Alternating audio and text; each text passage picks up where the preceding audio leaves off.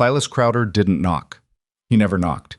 He pushed open the door to Clara Vance's cabin like he already owned it, because in his mind, he already did. He looked around the single room, at the cracked walls and the cold stove, and the woman standing beside it, and he smiled the way a man smiles when he's already decided how a conversation ends. "I'll give you $40, he said, "for all of it. The cabin, the land, the spring." Clara didn't move. "That spring is worth $400, she said quietly. Crowder laughed. Not a polite laugh. The kind men laugh when they want a woman to feel small. "Not to anyone who matters," he said, "and you know it." He dropped 2 folded bills on her kitchen table and walked back out into the gray morning. Clara stood there looking at that money for a long time. Then she picked it up, walked to the door, and threw it into the mud after him. If you've ever been told your land was worthless, your idea was foolish, or that someone like you had no business trying, stay with us. Because what Clara Vance did next changed everything. Subscribe to our channel and follow this story all the way to the end. You don't want to miss what's coming. Hit that like button and drop your city and country in the comments. I want to see how far this story travels. The morning her mother died, Clara Vance was outside splitting wood. She didn't know yet. She had woken before dawn the way she always did, pulled on her boots without lacing them all the way, and gone out to handle the chores before the cold settled too deep into her hands to grip the axe properly. She had a system. She always had a system. That was one thing her mother used to say about her. Clara doesn't panic, she plans. And Clara had taken that as a compliment, even though she understood, somewhere underneath it, that her mother also meant it as a kind of warning. The axe came down. The wood split. She stacked it. By the time she walked back inside, her mother was already gone. Nell Vance had been sick through the whole of the previous winter, and sicker still through the spring. She was the kind of woman who didn't complain about pain, which made it very hard to know when the pain had gotten serious. Clara had noticed, in the last few weeks, that her mother had stopped sitting at the table during meals and had started eating in bed. She had noticed that her mother's voice had gone thin. She had noticed a lot of things and had not let herself think too hard about what they meant, because thinking about what they meant would require setting down the axe and the shovel and the water bucket. And if Clara set those things down, the farm would stop moving, and if the farm stopped moving, they would lose it. So she had kept working, and now Nell was gone.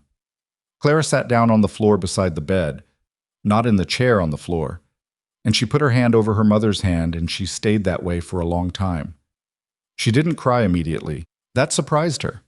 The grief was there, she could feel it, but it was sitting behind something harder, something practical and cold, like the iron latch on the cellar door. She had to think. She had to think about what happened next. What happened next was a problem. The farm was 4 acres of steep, rocky hillside above the town of Redwillow Crossing. People in town described it charitably as challenging land and described it less charitably as that useless pile of rock the Vances refused to abandon. The hill ran too steep for a plow to grip properly.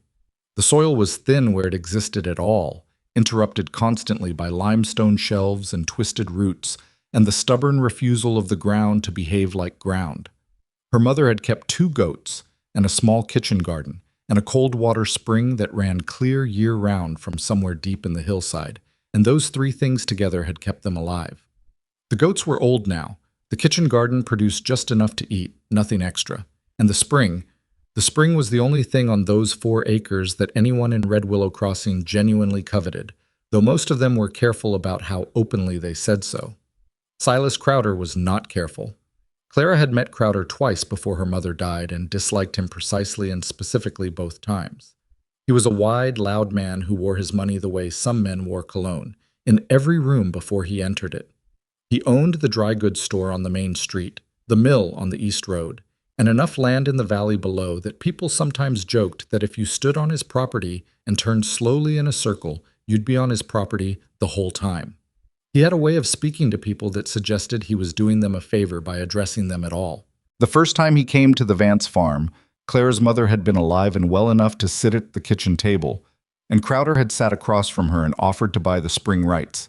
Not the land, just the rights to divert the spring water down the hill to his lowland operations. Nell Vance had said no without deliberating.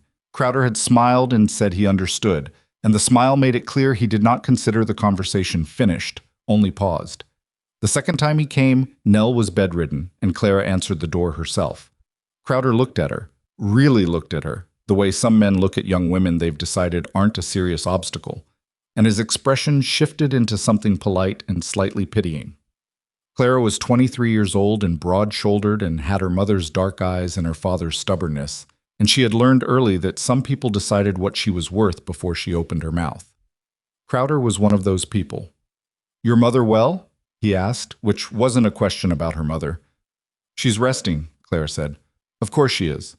He pulled off his hat, turned it in his hands. "I won't keep you. I just want you to know, when the time comes, and I don't mean anything unkind by saying that every season turns, when the time comes, my offer stands. The spring. The land, if you decide you'd rather not manage it yourself. I'd give you a fair price." "We're not selling," Clara said. Crowder nodded slowly, the way people nod when they think you'll change your mind and they're being generous enough not to argue about it yet. "Well, you know where to find me." He put his hat back on and left, and Clara stood in the doorway watching him go and feeling something she couldn't name exactly, something between anger and fear and a very specific kind of exhaustion. She couldn't afford to be afraid of him. She also couldn't afford to ignore him. That was the problem with men like Crowder. They weren't dramatic villains. They were patient ones. After the funeral, which was small, because Nell Vance had outlived most of her friends, and Clara didn't have many of her own, Clara sat down with the farm's accounts and did the arithmetic. It took her 2 hours and several attempts because she kept hoping the numbers would change if she approached them from a different direction. They didn't. The farm owed 2 seasons of back taxes. The roof on the cabin had a section that needed to be replaced before winter, or the cold would come inside to stay. Copper, the mule, was healthy but old, and one bad season could change that. The kitchen garden could feed Clara through the summer, but it produced nothing she could sell. The goats were past their best milk years. And the spring was hers, clear and cold and reliable, and she was not going to sell it. She put that thought in a box and closed the lid and set it aside as a non-negotiable. Whatever solution existed, it did not involve the spring. She walked the 4 acres that afternoon, and she did it slowly, the way her mother had taught her to walk land, not to move across it, but to read it. She looked at the hillside angle. She looked at where the water ran when it rained. She looked at the limestone outcrops and the shallow soil shelves and the dozen ways in which this land resisted every conventional form of farming. She also looked at the barrels. There were a lot of barrels. Her father, dead 11 years now, had been a man with ambitious ideas and inconsistent follow-through. Among those ideas had been a scheme to sell his own barrel-aged vinegar to the hotels in the Highlands. He had acquired, over the course of several optimistic months, somewhere between 40 and 50 large wooden barrels, old flour barrels, pickle barrels, barrels that had held molasses or cornmeal, and had arranged them in clusters across the hillside. Then the plan had collapsed, as his plans tended to do, and the barrels had stayed. Nell had occasionally used them to collect rainwater or store feed, but mostly they were just there, weathered and slightly lopsided, scattered across the property like the remains of an idea. Clara looked at those barrels for a long time. She was trying to remember something. It came back to her 3 nights later, at 2 in the morning, in the way that important memories sometimes surface, suddenly and without warning, while she was doing something completely unrelated, which in this case was patching a worn section of Copper's harness by lamplight. Her mother had grown strawberries once, not in the ground, in a container, a large one, something Clara couldn't quite reconstruct in memory, maybe a half barrel, maybe a crate.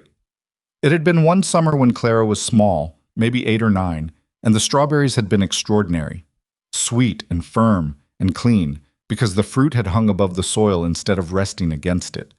Clara remembered eating them and being amazed that something that good had come from their hillside. She remembered asking her mother why they didn't grow strawberries every year. "Too much work," her mother had said. And then, after a moment, "But the idea's a good one." Clara set down the harness. She picked up the lamp and walked outside to where the barrels sat in the dark, and she stood among them and thought. Not across, she said to herself. Up. If the hillside wouldn't lie flat and cooperate, she wouldn't ask it to. She would use what the hillside gave her, the elevation, the drainage, the cold, clear water from the spring, and she would grow upward instead of outward. She would cut holes in the sides of the barrels.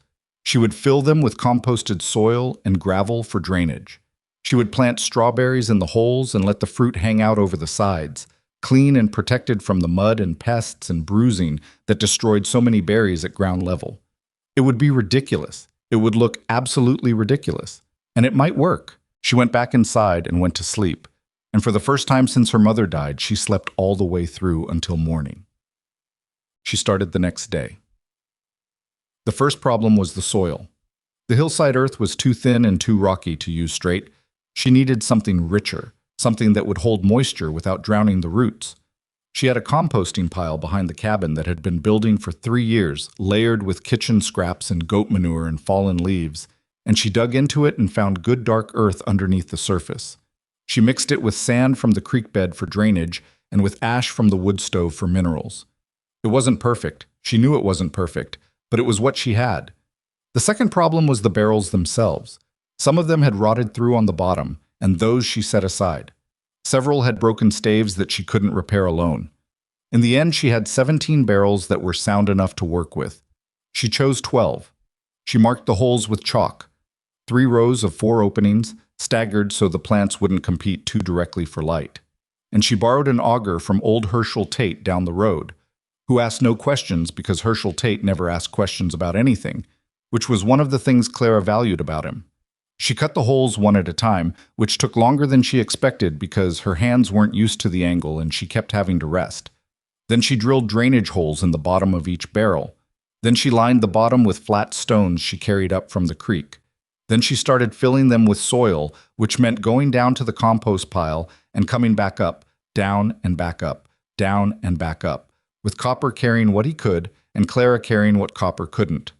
By the end of the second week, she had 2 barrels fully prepared. By the end of the third week, she had 7. Copper watched her work with the long-suffering expression of a mule who had seen many human plans unfold and had learned not to get attached to any of them. But she hadn't told anyone in town what she was doing. This was partly practical and partly stubborn. The practical part was that she didn't want anyone examining the idea before she knew if it would work. The stubborn part was that she already knew what they would say, and she didn't want to hear it, and she didn't want to have to keep her face neutral while she heard it. She found out what they were saying anyway, because small towns don't require your participation in your own gossip. Margaret Teal from the post office told her, with the specific gentleness of someone who thinks they're being kind, "People are talking about those barrels, Clara, saying you've lost your head after losing your mother. I told them you were just grieving." "I'm not just grieving," Clara said. Margaret nodded the way people nod when they've decided you're not thinking clearly. Buddy Crane, who farmed 40 acres of valley flatland and had opinions about everything connected to agriculture, stopped her outside the dry goods store, Crowder's store, and told her that strawberries needed proper ground root expansion and wouldn't grow right in confined soil, and that he'd spoken to a man in the next county who'd tried something similar and failed. "What did he do wrong?" Clara asked. Buddy blinked. "Well, he failed." "I know. What did he do wrong?" Buddy didn't know. He hadn't asked. Clara thanked him for the information and kept walking.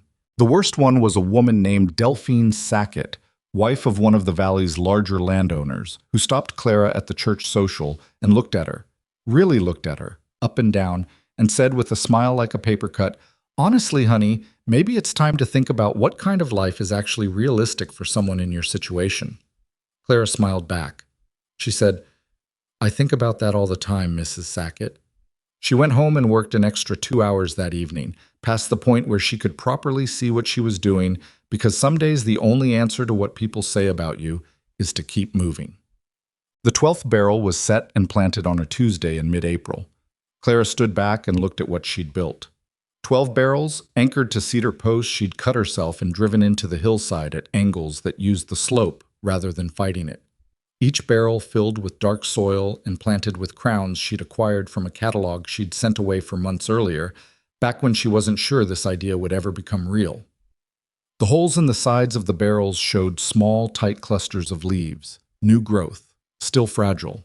It looked, she would admit to herself, extremely strange. It looked like something a person builds when they've run out of better options and have decided to make the worst option work through sheer refusal to quit.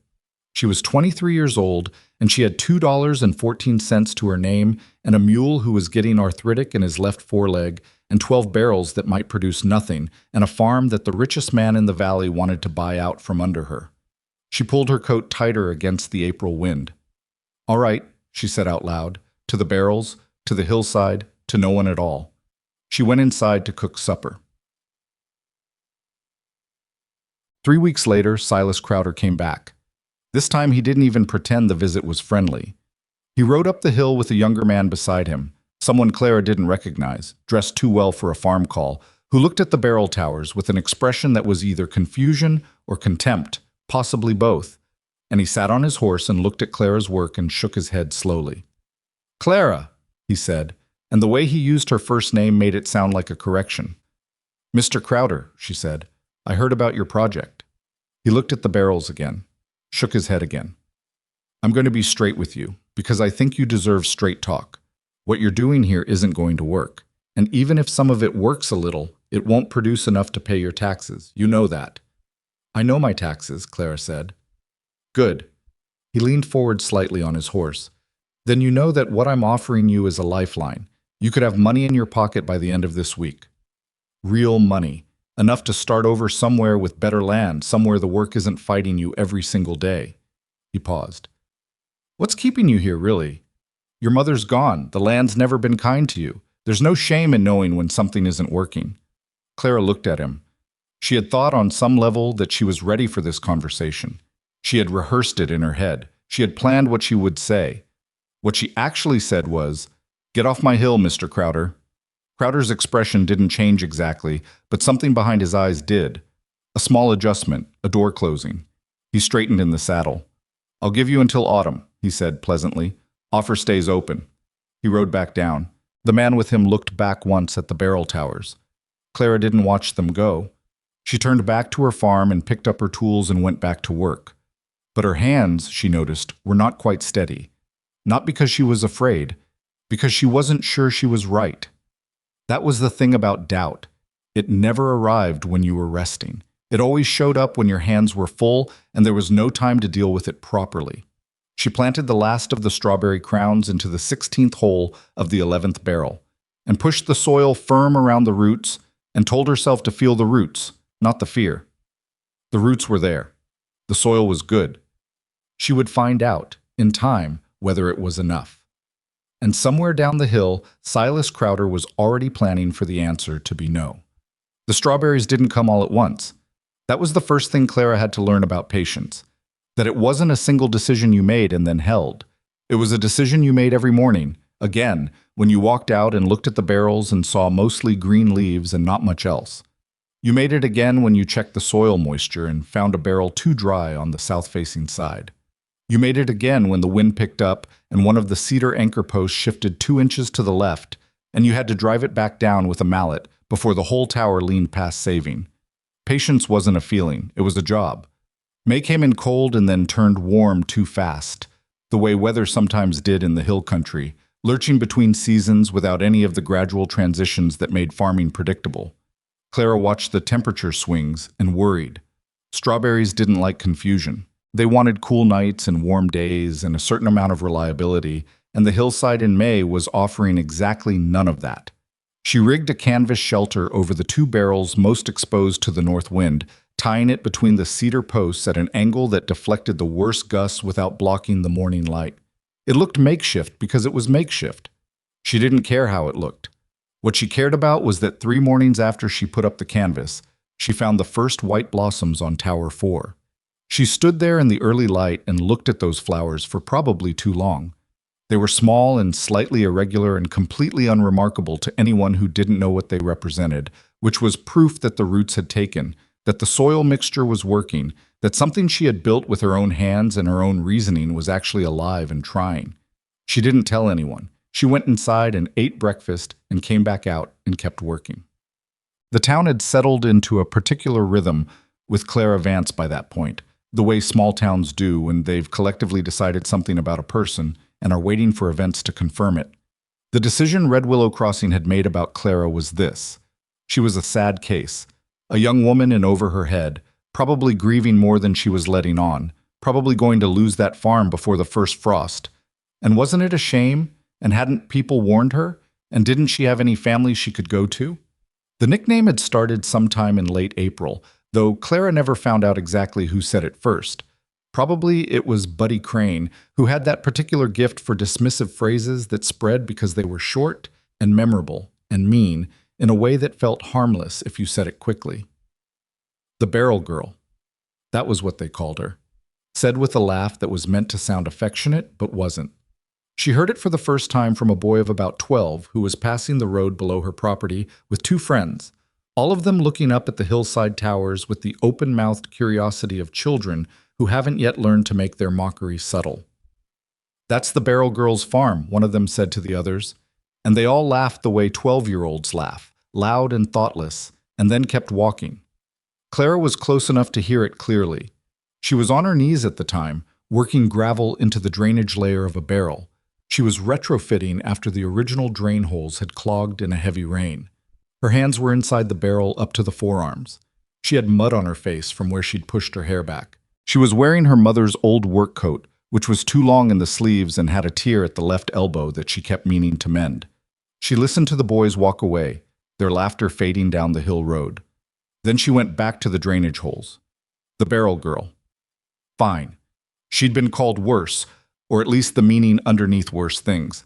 She'd been called impractical and unrealistic and too much and not enough, sometimes in the same breath by the same person.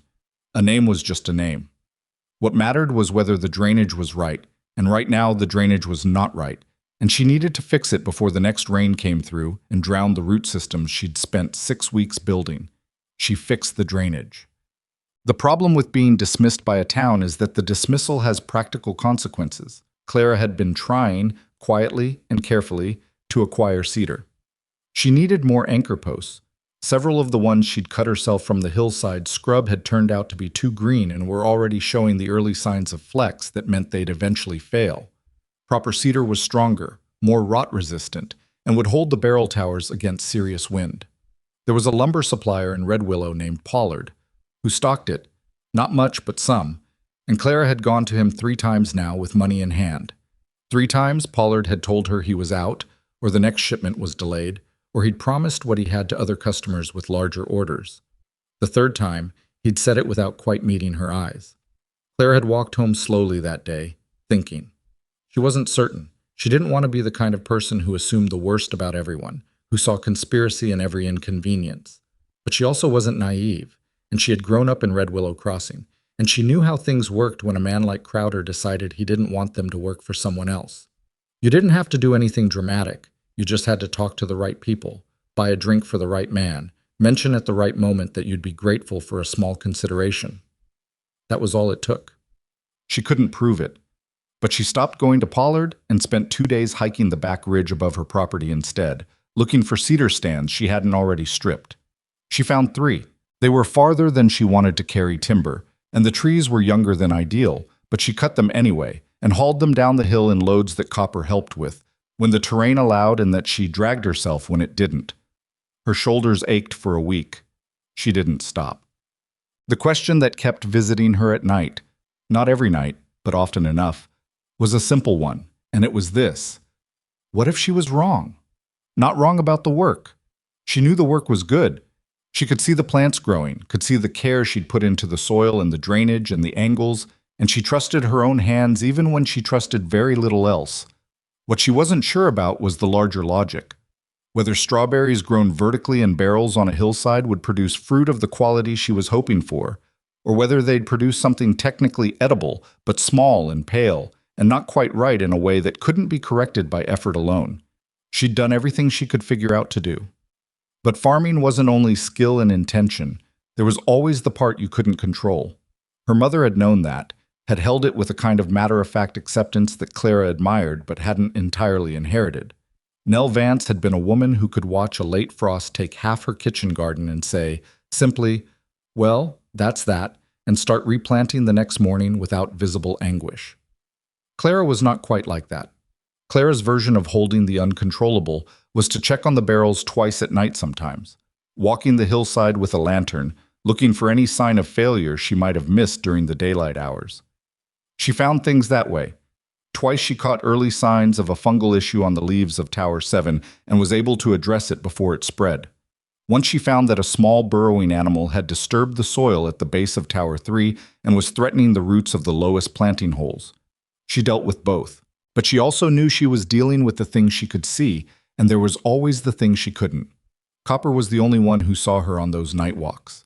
He'd lift his head from his feed as she passed and look at her with his large, unhurried eyes, and then set his head back down, and Clara found this more comforting than she would have been willing to admit to anyone who asked. June arrived, and with June came something Clara hadn't been prepared for, not emotionally, even though she'd been intellectually preparing for it for months. The first strawberries appeared on Tower 4. They weren't much to look at yet, small, green still, a cluster of 4 fruits hanging from the third row of holes, each one pointed at the end the way strawberries are when they've just set. But they were there. They were clearly there, clearly berries, clearly beginning the long, slow turn toward something edible and real. Clara touched one of them very gently with one finger. She didn't say anything out loud this time.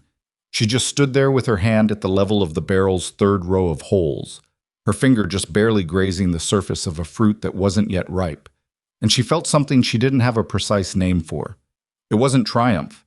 It was earlier than triumph, smaller and more fragile. It was closer to the feeling you get when you've been walking in the dark for a very long time, and you see a light that might be a window. She stepped back. She checked the other towers. Tower 6 had 2 developing berries. Tower 9 had 6.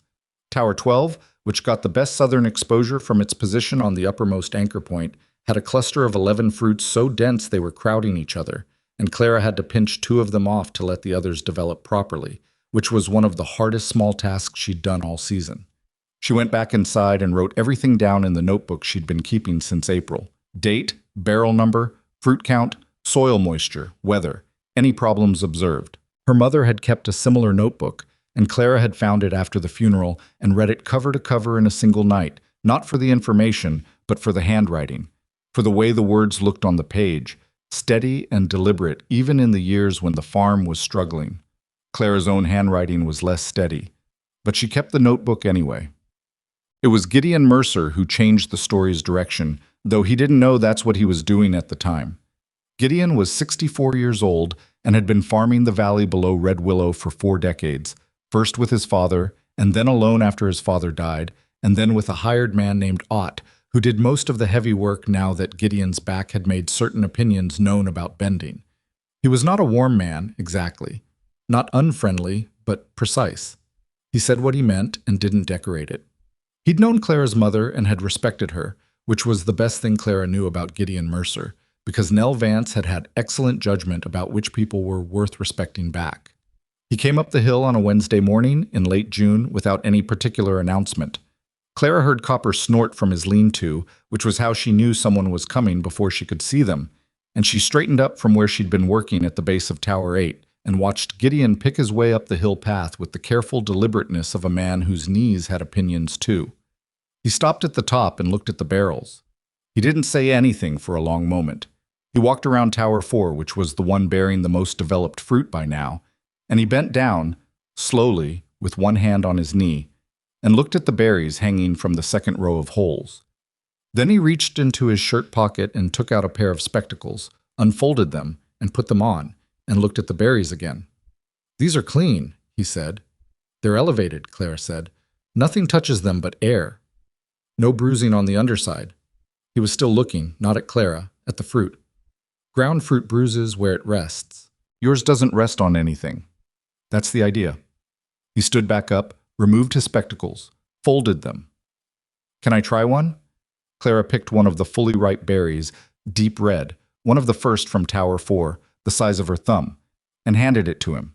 Gideon looked at it for a moment, turned it over in his fingers, and then ate it. The silence afterward was the kind that means something is being thought through seriously. "How many barrels?" he finally asked. 12 producing. I could add more if the season holds." "Soil," she told him. "The compost ratio, the sand, the ash, the gravel drainage layer." He listened without interrupting, which was how Clara knew he was taking it seriously, rather than just being polite. "You thought of this yourself?" he said. "My mother grew them in a container once when I was small." I remembered it. Gideon looked at the towers again. He looked at them differently than other people did. Not with the amused skepticism she'd gotten used to, but with the specific attention of someone who understood farming well enough to recognize when a problem had been solved. Highcrest Lodge, he said. Clara blinked. I'm sorry? Highcrest Lodge, the hotel up on the Ridge Road, their pastry chef. He paused, searching his memory. Pembroke, Arthur Pembroke. He's been looking for clean berry suppliers. The hotels pay premium, but they won't take bruised fruit or fruit that shows any sign of mud or pest damage. Most of us can't reliably produce what they want because most of us are growing at ground level and the weather doesn't cooperate. He turned and looked at Clara directly, for the first time since he'd arrived. What you've got here, if the rest of the crop holds, might be exactly what they want. Clara didn't answer right away. She was doing arithmetic in her head, fast, incomplete arithmetic, the kind where you can see the shape of a number without knowing exactly what it is, and the shape of this particular number was large enough to make her slightly unsteady on her feet. I haven't sold anything yet, she said, which was the most cautious and honest thing she could manage. No, Gideon said, but you could, if the rest of this is as clean as that one. He looked at the barrel again. I'm going to tell Pembroke to expect a visit from you. I want you to take a flat down there when you harvest. Let him evaluate the fruit himself. Why? Clara asked. It came out more bluntly than she intended, but Gideon didn't seem to mind. Because I've been farming this valley for 40 years, he said, and I've never seen strawberries this clean come off this kind of land. If that's not worth telling someone about, I don't know what is. He started back down the hill without waiting for a response, picking his way carefully over the limestone ledges. Clara watched him go. Then she turned back to Tower 4 and stood there for a moment, and something in her chest was doing something she didn't entirely trust yet, rising in a way that was dangerous if the season turned bad and the fruit didn't hold. She pushed it back down to a manageable level. She had 11 more barrels to check. She went and checked them. The harvest, when it came, took 8 days. It was not, Clara needed to emphasize to herself throughout those 8 days, a perfect harvest. Tower 2's lower holes had produced fruit that was slightly small, probably because that barrel sat in a low pocket between two limestone outcrops where the morning light arrived late. Tower 7, despite her early intervention with the fungal problem, had lost about a quarter of its potential fruit to a secondary outbreak that she hadn't caught in time. Tower 10 had given her trouble all season with soil compaction, and the berries from it were edible and decent, but not what she'd hoped. But the rest of them, Towers 1, 3, 4, 5, 6, 8, 9, 11, and 12, had produced fruit that Clara could look at and feel something close to pride about, which was an unusual sensation for her because she generally inspected everything she made with a critical eye and found the flaws first. These berries were firm, they were deeply colored. Because they'd hung above the ground on all sides, none of them had the pale, flat bottom that ground-resting fruit develops. They had an even color all the way around. And because the barrel system elevated them above the wet soil and the crawling insects that moved at ground level, they were extraordinarily clean. No mud, no visible pest damage, no soft spots where something had pressed against them. She picked them by hand, each one, into lined baskets she'd made from split willow because she couldn't afford commercial picking containers. She packed them in a flat she'd constructed from scrap wood, 3 layers deep with fresh leaves between each layer for cushioning. Then she hitched Copper to the small wagon and drove down the ridge road to Highcrest Lodge. She had not been inside Highcrest Lodge before. She'd seen it from the road, a long, well-kept building set back from the ridge overlook, with a kitchen garden out back that she'd noticed was actually quite sophisticated, more sophisticated than you'd expect from a building that appeared, from the road, to be primarily in the business of selling views to wealthy visitors. She'd assumed the kitchen garden belonged to whoever ran the food operation. She hadn't imagined the kitchen itself. Arthur Pembroke's kitchen was the largest enclosed space Clara had been in since her mother's funeral was held in the meeting hall, and it was significantly more complicated than the meeting hall, which had been mostly empty space and grief. This kitchen had 3 long work tables, 2 large iron stoves, a cold larder along the north wall that had been dug into the hillside for temperature control, and approximately 7 people moving through it in different directions doing things Clara couldn't immediately identify. Pembroke himself was at the far table when she came in, doing something with a pastry brush and a pan of something golden brown.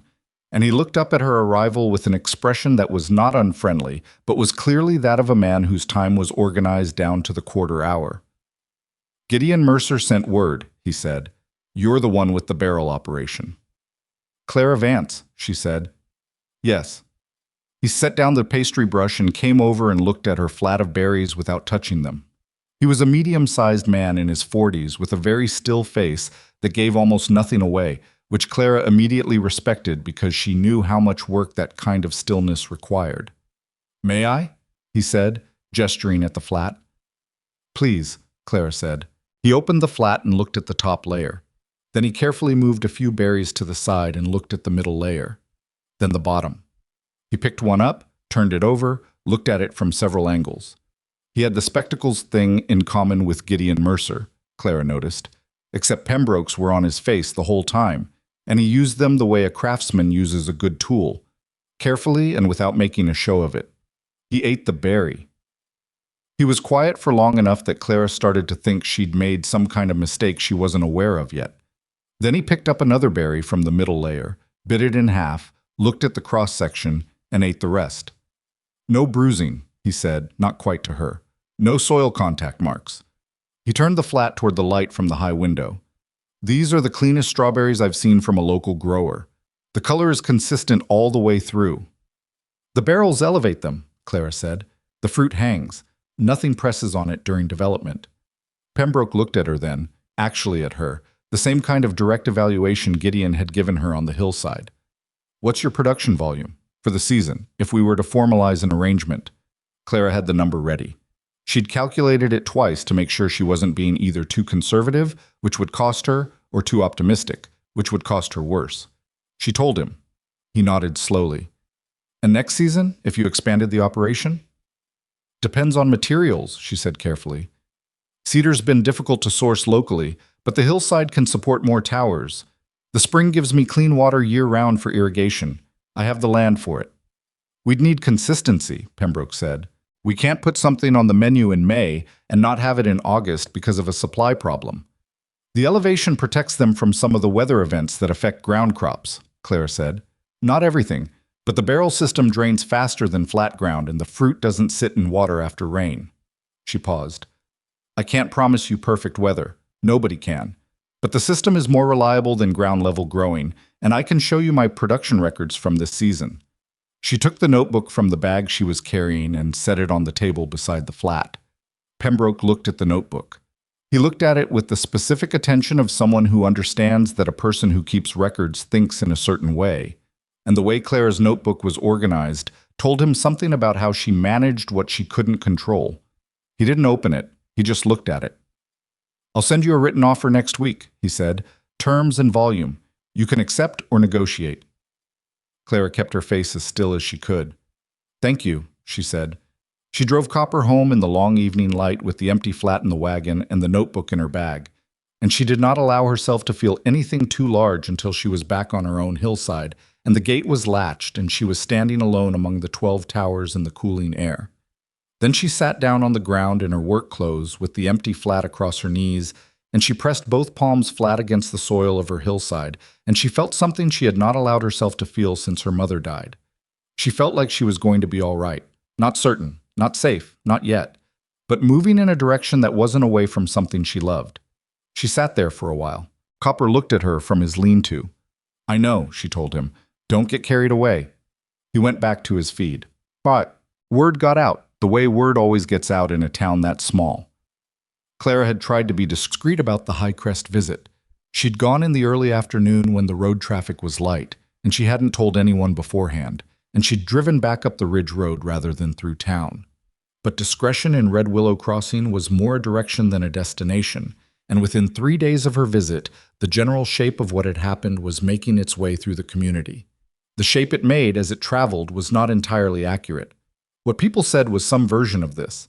The barrel girl had apparently sold her strawberries to that fancy lodge on the ridge, and Pembroke had paid her some enormous sum. The number varied between tellings, growing each time. And now she thought she was some kind of genius farmer, when really she'd just gotten lucky because nobody else had been desperate enough to stick fruit in a barrel and see what happened. The lucky part bothered Clara more than any of the rest of it.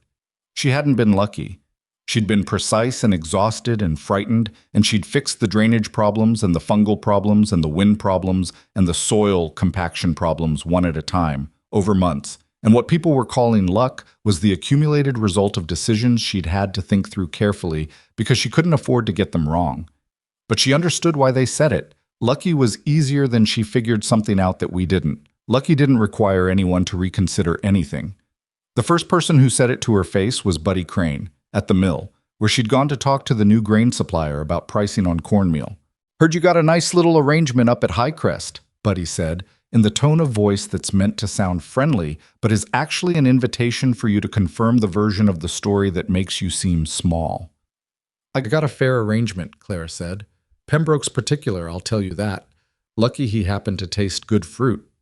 Buddy shrugged. "Of course, any strawberry looks good if you've never seen a bad one. He's a cook, not a grower. He's the head pastry chef for a lodge that serves 200 guests a week and sources from a dozen farms," Clara said. "I think he's seen a bad strawberry."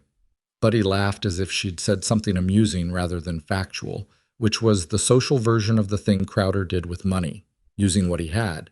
In Buddy's case, the easy confidence of a man who'd never had to prove himself in a room that didn't already expect him to succeed, to make what she had seem smaller than it was.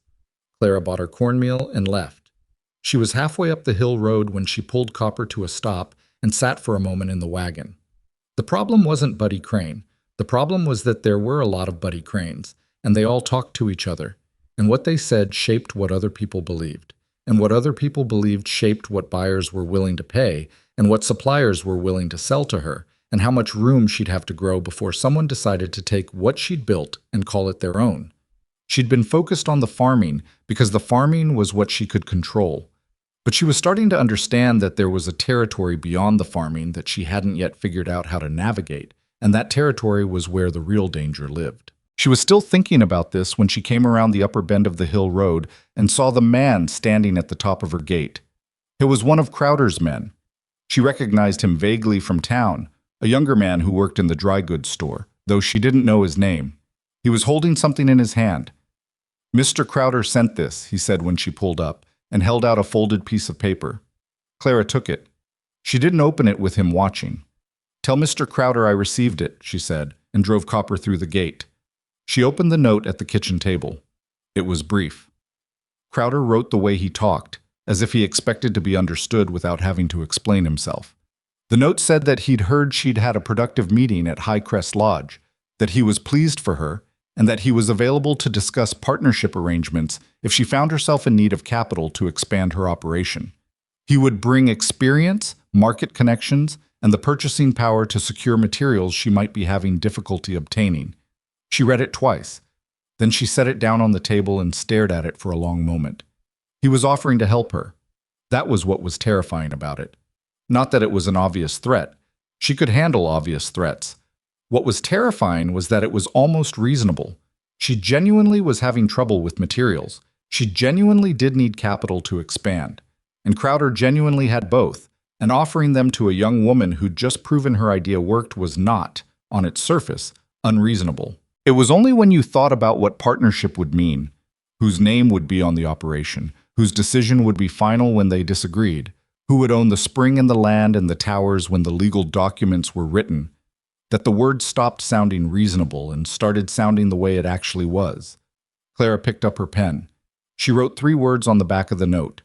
"No, thank you." She folded it and left it on the table to return in the morning. Then she went out to check on the towers in the last light of the evening, running her hands along the anchor posts, testing their stability, checking the lowest hanging fruit for any signs of new trouble. Tower 12 was perfect. Tower 9 had a loose post that needed resetting. Tower 4, the first tower that had ever bloomed, the one she'd touched with one finger in the early morning and felt the shape of a possible future, had 17 berries ripening in the top cluster, which was more than any single cluster had produced all season. She reset the post on Tower 9. She did it carefully, the way she did everything, taking the time to get it right, because things done in haste on a hillside tended to fail in wind. The wind was picking up from the west. She looked at the sky and didn't like what she saw in the cloud formations building above the ridge. The wrong kind of clouds for early summer, too heavy, too dark at the base. She double-checked every anchor post before she went inside. The storm, when it came that night, hit hard. She lay awake in the dark, listening to it, to the wind working against the cedar posts she'd driven into the hillside, to the rain hammering the cabin roof in a section she hadn't fully repaired yet, to Copper moving restlessly in his lean-to. And in the morning, she put on her boots and her coat and went out to see what was left. What was left was this. Tower 1 had shifted 18 inches on its anchor and was leaning at an angle that would fail in another wind. Towers 5 and 8 had lost several developing berries to the force of the rain. The canvas shelter she'd rigged had torn free on one side and was wrapped around the upper portion of Tower 3. But the towers were standing, all 12 of them, leaning in some cases, damaged in some cases, holding fewer fruit than they had held yesterday, but standing. Clara stood in the mud of her hillside in the gray morning and looked at her 12 towers and thought about the strawberry fields she'd seen on the valley floor during her trips into town. Flat rows of plants at ground level, unprotected, nothing between the fruit and the rain and the mud and the force of the storm, but the thin leaves of the plants themselves. She thought about what those fields looked like this morning. She didn't feel good about it. It wasn't satisfaction she felt. It was more like the specific alertness of a person who has just understood something important that they hadn't understood before. The hillside wasn't the problem she'd been trying to solve. The hillside was part of what was making it work. She stood there for another minute in the mud, and then she went and got her tools, and she started resetting Tower 1. She had a flat to prepare for High Crest Lodge by Thursday, and 11 towers that needed checking before she could start picking, and a canvas shelter that needed reattaching before the next system came through. She had work to do. She did it. The written offer from High Crest Lodge arrived on a Thursday, hand-delivered by a boy on horseback who had clearly been told to wait for a response and was not happy about it. Clara read it at the kitchen table while the boy sat on the porch step outside, and Copper regarded him with the mild suspicion he reserved for strangers. The offer was for 3 flats of premium strawberries per week through the remainder of the season, at a price per flat that was considerably better than what Clara had allowed herself to hope for. Pembroke had written the terms in a clean, businesslike hand. No ornament, no condescension, just the numbers and the expectations. Delivery on Tuesdays before noon. Fruit to be packed in the lined containers he specified, which he was willing to provide at cost. Quality standards described in a paragraph that Clara read 3 times and found fair, specific, and achievable with what she currently had producing. At the bottom, a line that made her breath catch slightly. Terms renewable for next season pending performance, with potential to expand volume if supply allows. She read that line again. Next season. Expansion. Those were words that assumed a future, which was something she'd been spending 8 months trying to construct out of bad soil and old barrels, and the sheer refusal to accept that the farm her mother had left her was beyond saving. She took the pen from the shelf above the fireplace. She signed the bottom of the offer. She went to the door and told the boy he could go. The first 3 deliveries went without problems. Clara woke before dawn on each Tuesday, picked the ripest fruit by early light when the berries were still cool and firm, packed them in Pembroke's containers with the careful hands of a person who understood that what she was delivering was not just fruit, but proof. Proof that what she'd said she could do was actually doable, consistently, week after week, which was the kind of proof that meant more than any single impressive harvest. Pembroke received each delivery personally. He didn't say much during these exchanges, started to read his silences the way she read weather. The quality of the quiet told you what you needed to know. The silence after the first delivery had been evaluative. After the second, it had settled into something more like acceptance. After the third, when he opened the container and looked at the fruit, and then looked at Clara and said simply, "Good, same as last week." She understood that was as close to enthusiastic as Pembroke was likely to get, and she drove Copper back up the ridge road feeling something that took her a moment to identify. She felt steady. Not happy exactly, not triumphant, just steady, the way a fence post feels steady when it's been properly set. Not decorative, not showing off, just holding against what comes at it. It was a new feeling. She wanted to keep it. What she didn't expect was who would be at the lodge the 4th Tuesday. She had arrived a little early because the morning had been cooler than usual and the picking had gone faster, and she was unloading Copper's side panniers in the service yard when she heard a voice she recognized from the other side of the building. low, carrying, the kind of voice that's accustomed to rooms listening to it. Silas Crowder. She stilled, not visibly. She's kept her hands moving on the panniers, kept her movements deliberate, but something in her went very quiet. She couldn't hear the full conversation, just fragments carried by the morning air. Crowder's voice, and another voice she didn't know, and the word volume used twice, and contract once, and then a laugh that was Crowder's laugh, the kind he used when he wanted you to understand that the matter was essentially decided. Pembroke's kitchen assistant, a young woman named Fern who had started nodding at Clara during the deliveries in the companionable way of people who see each other regularly and have decided they approve of each other without ever having spoken about it directly, came out to help carry the containers inside. "Who's with Pembroke?" Clara asked, keeping her voice even. Fern glanced toward the front of the building. "Mr. Crowder. He's been here about an hour." She paused. "He brought a whole wagon. Strawberries." Clara kept her face where she'd put it. "Is that right?" "Mr. Pembroke hasn't come out yet." Fern picked up 2 of the containers. "He usually doesn't keep people waiting that long." Clara carried the remaining containers inside, set them on the receiving table, and signed the delivery log that Fern held out to her. She drove Copper home and spent the rest of the morning working on the anchor reinforcements she'd been planning for the upper tier of Tower 12, and she did not allow herself to think about what was happening at Highcrest Lodge until she had driven the last stake properly and tested it 3 times for stability, and there was nothing left to do with her hands that required the kind of concentration that kept her mind in one place. Then she let herself think about it. Crowder had been to Highcrest Lodge before, certainly. He supplied various goods to various establishments throughout the valley. That was the nature of his business, that kind of reach. But he had not, as far as Clara knew, been in the strawberry business. His land holdings were in the valley floor, mostly grain and cattle, some vegetable operations. He had never, in any of the conversations she'd had about local growers, been mentioned in connection with fruit production. Until now. She thought about the man who'd come with Crowder the day he'd visited her hillside. The one dressed too well for a farm call, who'd stood looking at her barrel towers with that expression she'd taken for contempt. She thought about how long Crowder had been thinking about this. She thought about the 3 times Pollard had told her he was out of cedar. She went back to work. 4 days later, Gideon Mercer came up the hill again. This time, he didn't come alone. He came with a woman Clara knew only slightly, Ruth Hadley, who farmed a small hillside property 2 miles north of Clara's land, mostly goats and a kitchen garden, the kind of operation that sustained a family but didn't produce anything you could build a future on. Ruth was older than Clara by about 20 years, with the specific quality of tiredness that comes not from one bad event, but from a long-sustained effort against odds that never quite relented. Gideon didn't explain the visit at first. He walked the barrel towers with Ruth, pointing at various features of the construction. The anchor method, the drainage holes, the angle of the planting openings. And Ruth looked at everything carefully and said very little, which Clara recognized as the manner of a person thinking seriously rather than politely.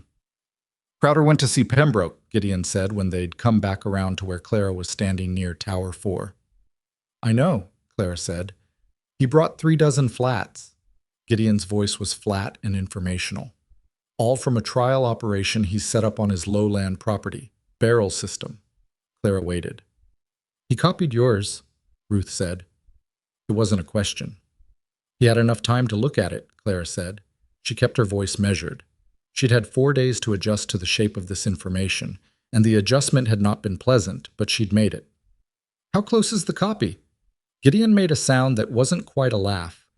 "Close enough to tell Pembroke he's been refining the method for 2 seasons. He said," he paused, as if checking the accuracy of what he was about to say. "He said he'd heard about the barrel approach from a contact in another county, had been developing it on his own, and had finally gotten it to a point where he could offer the lodge reliable high-volume supply." "In other words," Ruth said, "he told Pembroke he invented it." "He didn't say that exactly," Gideon said. "He just didn't say he didn't." Clara looked at the tower beside her. She looked at the cedar post she'd cut from the back ridge and driven into the hillside at the angle that used the slope rather than fought it. She looked at the drainage holes she'd drilled after the first clog and drown failure, the gravel layer she'd added after that, the planting angle she'd adjusted 3 times to get the light exposure right. She looked at all of it. What did Pembroke say? She asked. He told Crowder he had an existing arrangement, Gideon said. But Crowder offered him twice the volume at a lower per flat price. Lodge that size. He paused. Volume matters. Did Pembroke tell him no? Gideon was quiet for a moment. He said he'd consider it. Ruth put her hands in her coat pockets and looked at the ground. Clara said nothing for a while. The wind moved through the towers. A few leaves turned over and settled.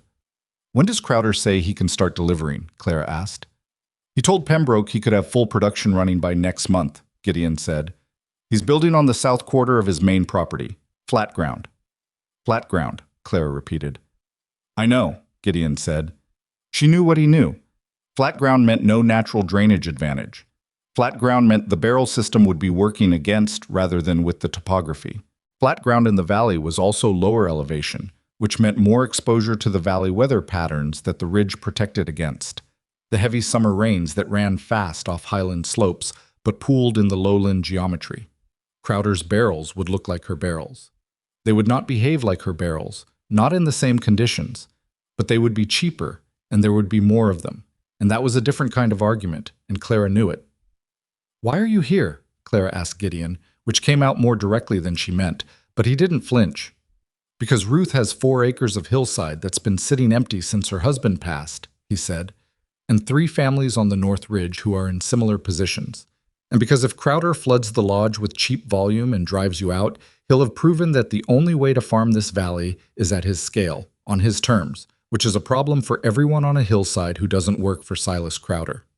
Ruth looked up from the ground. I want to learn how you built these, she said. Clara looked at her. Not to compete with you, Ruth said quickly. I know how this sounds, but my place is like yours. Steep, rocky, the spring runs good, but the soil's thin.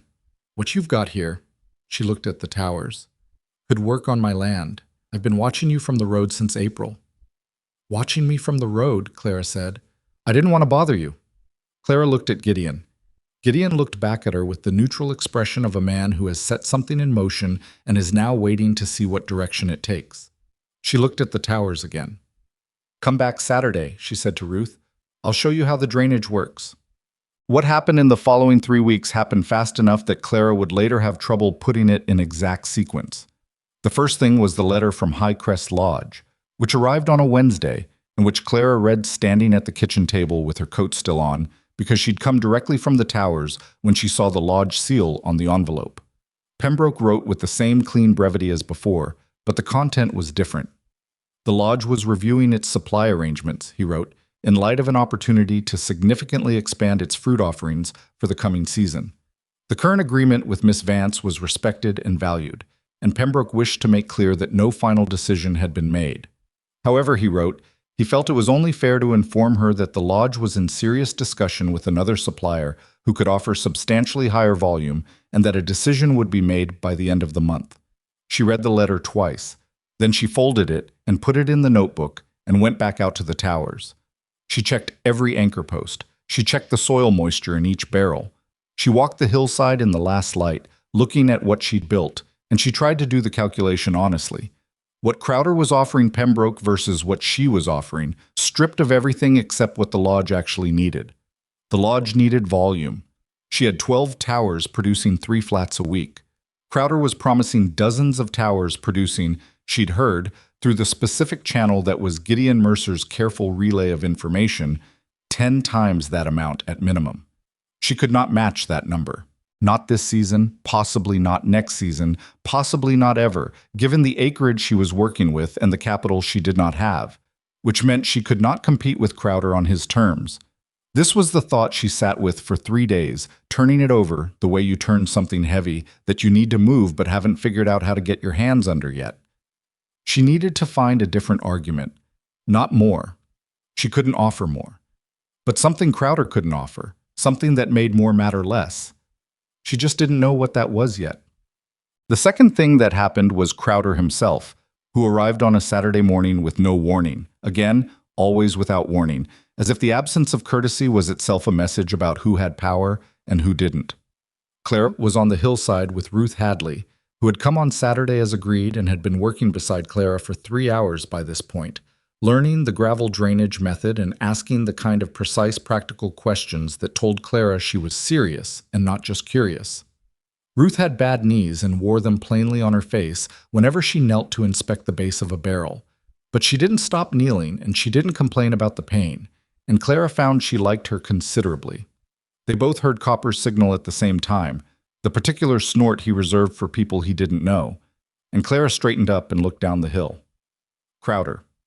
And this time not just one man with him but two, and a woman Clara recognized after a moment as his bookkeeper, a sharp-faced woman named Aldous, who carried a ledger with her the way other people carried umbrellas, as insurance against a world that was always on the verge of becoming inconvenient. Ruth watched them come up the path. "Do you want me to go?" she asked quietly. "Stay where you are," Clara said. Crowder reached the top of the path and stopped and looked at Ruth, and something shifted slightly in his expression. Just a flicker, quickly contained. And then he looked at Clara. He was wearing better clothes than last time, the clothes of a man who has decided this is a formal occasion. "I heard you got the letter from Pembroke," he said. "I got a letter," Clara said. "I want to resolve this cleanly," Crowder said, "for both of us. There's no reason this has to be unpleasant." He looked at the towers. He'd spent more time looking at them now. His own version of them existed 40 minutes ride away, and he'd been studying the design, and his eyes moved across them with a different quality than the first time he'd stood on this hillside. More technically, the way you look at something you've tried to replicate and are noting the differences between your version and the original. "You've built something here, Clara. I want you to know I mean that seriously." "Thank you," Clara said, and her voice was the voice she used for strangers. "The lodge is going to choose volume," Crowder said. "That's just arithmetic, and you know it. They're feeding 200 guests a week, not a dinner party." He paused. "I can offer you a position in the arrangement, your towers, your management, your expertise, under the Crowder Operation umbrella. You'd have a wage, a real one, and I'd handle the supply negotiations, the contracts, the materials. You just do what you're good at." Clara looked at him. She noticed that Ruth, beside her, had gone very still. She thought about the word position. She thought about what a position meant versus what a farm meant. She thought about her name on the deed to this land, and Nell Vance's notebook in the cabinet, and the cold spring running somewhere deep in the hillside behind her. "What happens to the spring?" she asked. Crowder blinked. "The spring would be part of the operations." "No," Clara said. "Just that. Just no." Crowder's patience was a managed thing, and she could see the management happening in real time behind his eyes. "Clara, you're losing the Highcrest contract. That's not something I'm threatening. It's a reality. Without that contract, you're back where you were 6 months ago, except now you've spent a season's effort on something that has nowhere to sell." "Maybe," Clara said. "There's no maybe in arithmetic," Crowder said, and his voice had dropped the friendliness it had been wearing and become something more direct and considerably less warm. "There's maybe in everything else," Clara said, "and I'll take my chances with everything else." Crowder stood looking at her for a long moment. The bookkeeper had her ledger out but wasn't writing in it. One of the men had his hands in his pockets and was watching the exchange with the expression of someone who gets paid to be present but not to have opinions. "All right," Crowder said finally, and the pleasantness in his voice had been replaced by something that was technically still courteous and was actually a door closing. "You know where to find me when you change your mind." He went back down the hill. Clara stood watching him go. Ruth spoke after a long moment. "Would you really rather lose the contract than take that offer?" Clara was quiet for a few seconds. "Yes," she said. Ruth absorbed this. Then she went back to her knees beside the base of Tower 8, wincing slightly at the angle, and picked up the instructions for the gravel layer where they'd left off. The third thing, and the worst thing, happened on a Friday evening when Clara returned from her weekly trip into town for supplies. She'd been in Redwillow for about 2 hours, cornmeal from the millers, lamp oil, a length of rope she needed for the upper anchor work. She'd been in and out of 3 establishments and had spoken to perhaps a dozen people in the way you speak to people in a small town, briefly and with a portion of your attention. The rest of it occupied with the list of things you're trying to remember you need. She hadn't thought anything was wrong until she pulled Copper up outside the dry goods store and overheard 2 men talking around the corner of the building. She couldn't see them, but she could hear them clearly, and she could hear that one of them was Buddy Crane. Told Pembroke directly that the girl had stumbled on it by accident, Buddy was saying. Said she didn't understand why it worked, just that it did. That she couldn't guarantee consistency because she didn't have the background to manage it at real scale. She stopped Copper. The other man said something she couldn't catch. Crowder's got people who know what they're doing, Buddy said. She's one woman with a mule. Even if her fruit is good, she can't promise anything to a buyer who needs real volume. That's not criticism, that's just facts.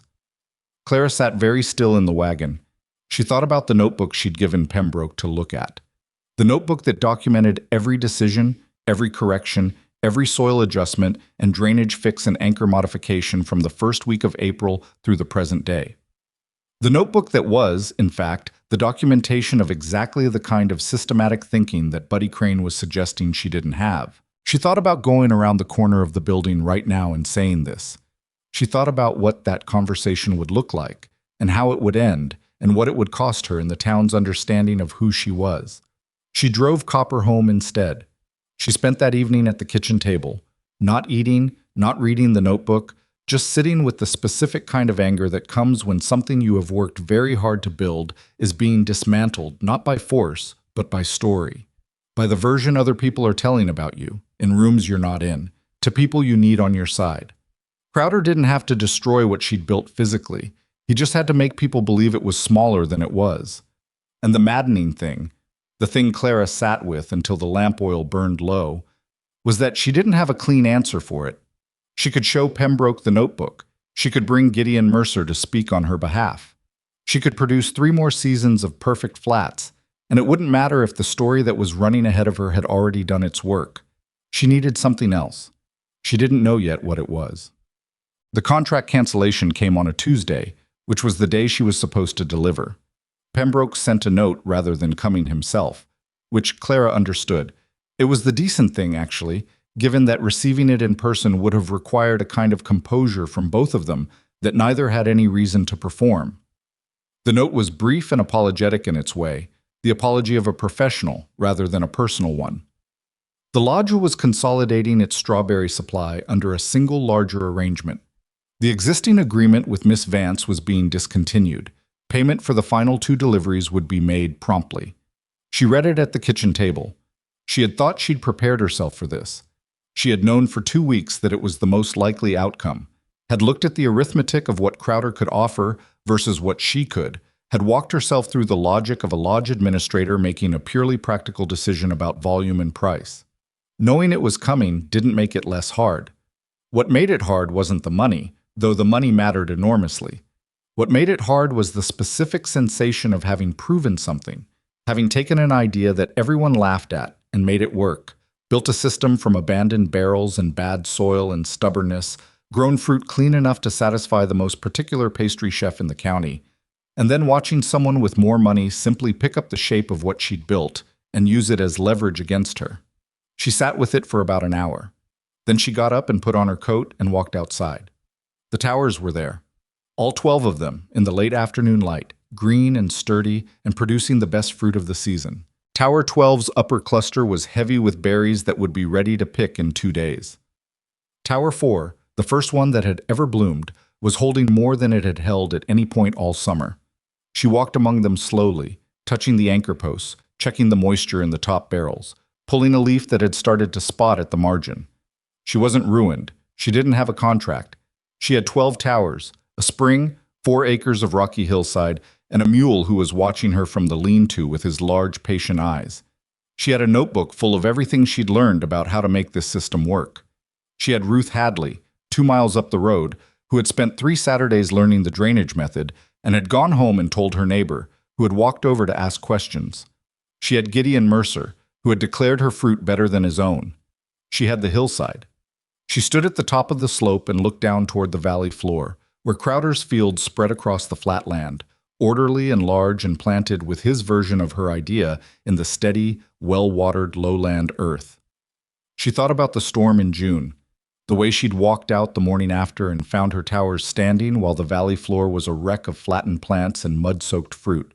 She thought about what Crowder's lowland barrels would look like the morning after a storm like that. She didn't know yet. She didn't have that information.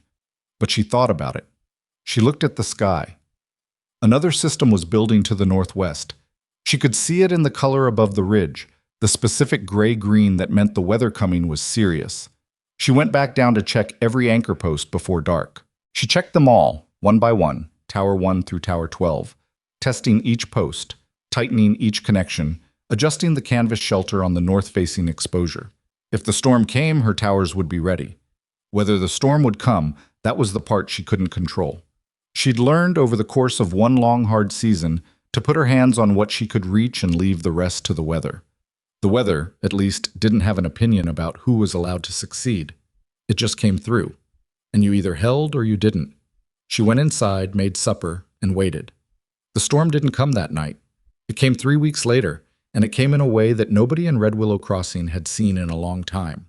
Not a summer thunderstorm, not the rolling kind that moves through fast and leaves everything wet and smelling of ozone, but a hailstorm, the kind that drops out of a sky that looks wrong in the afternoon and doesn't stop being wrong until the damage is done.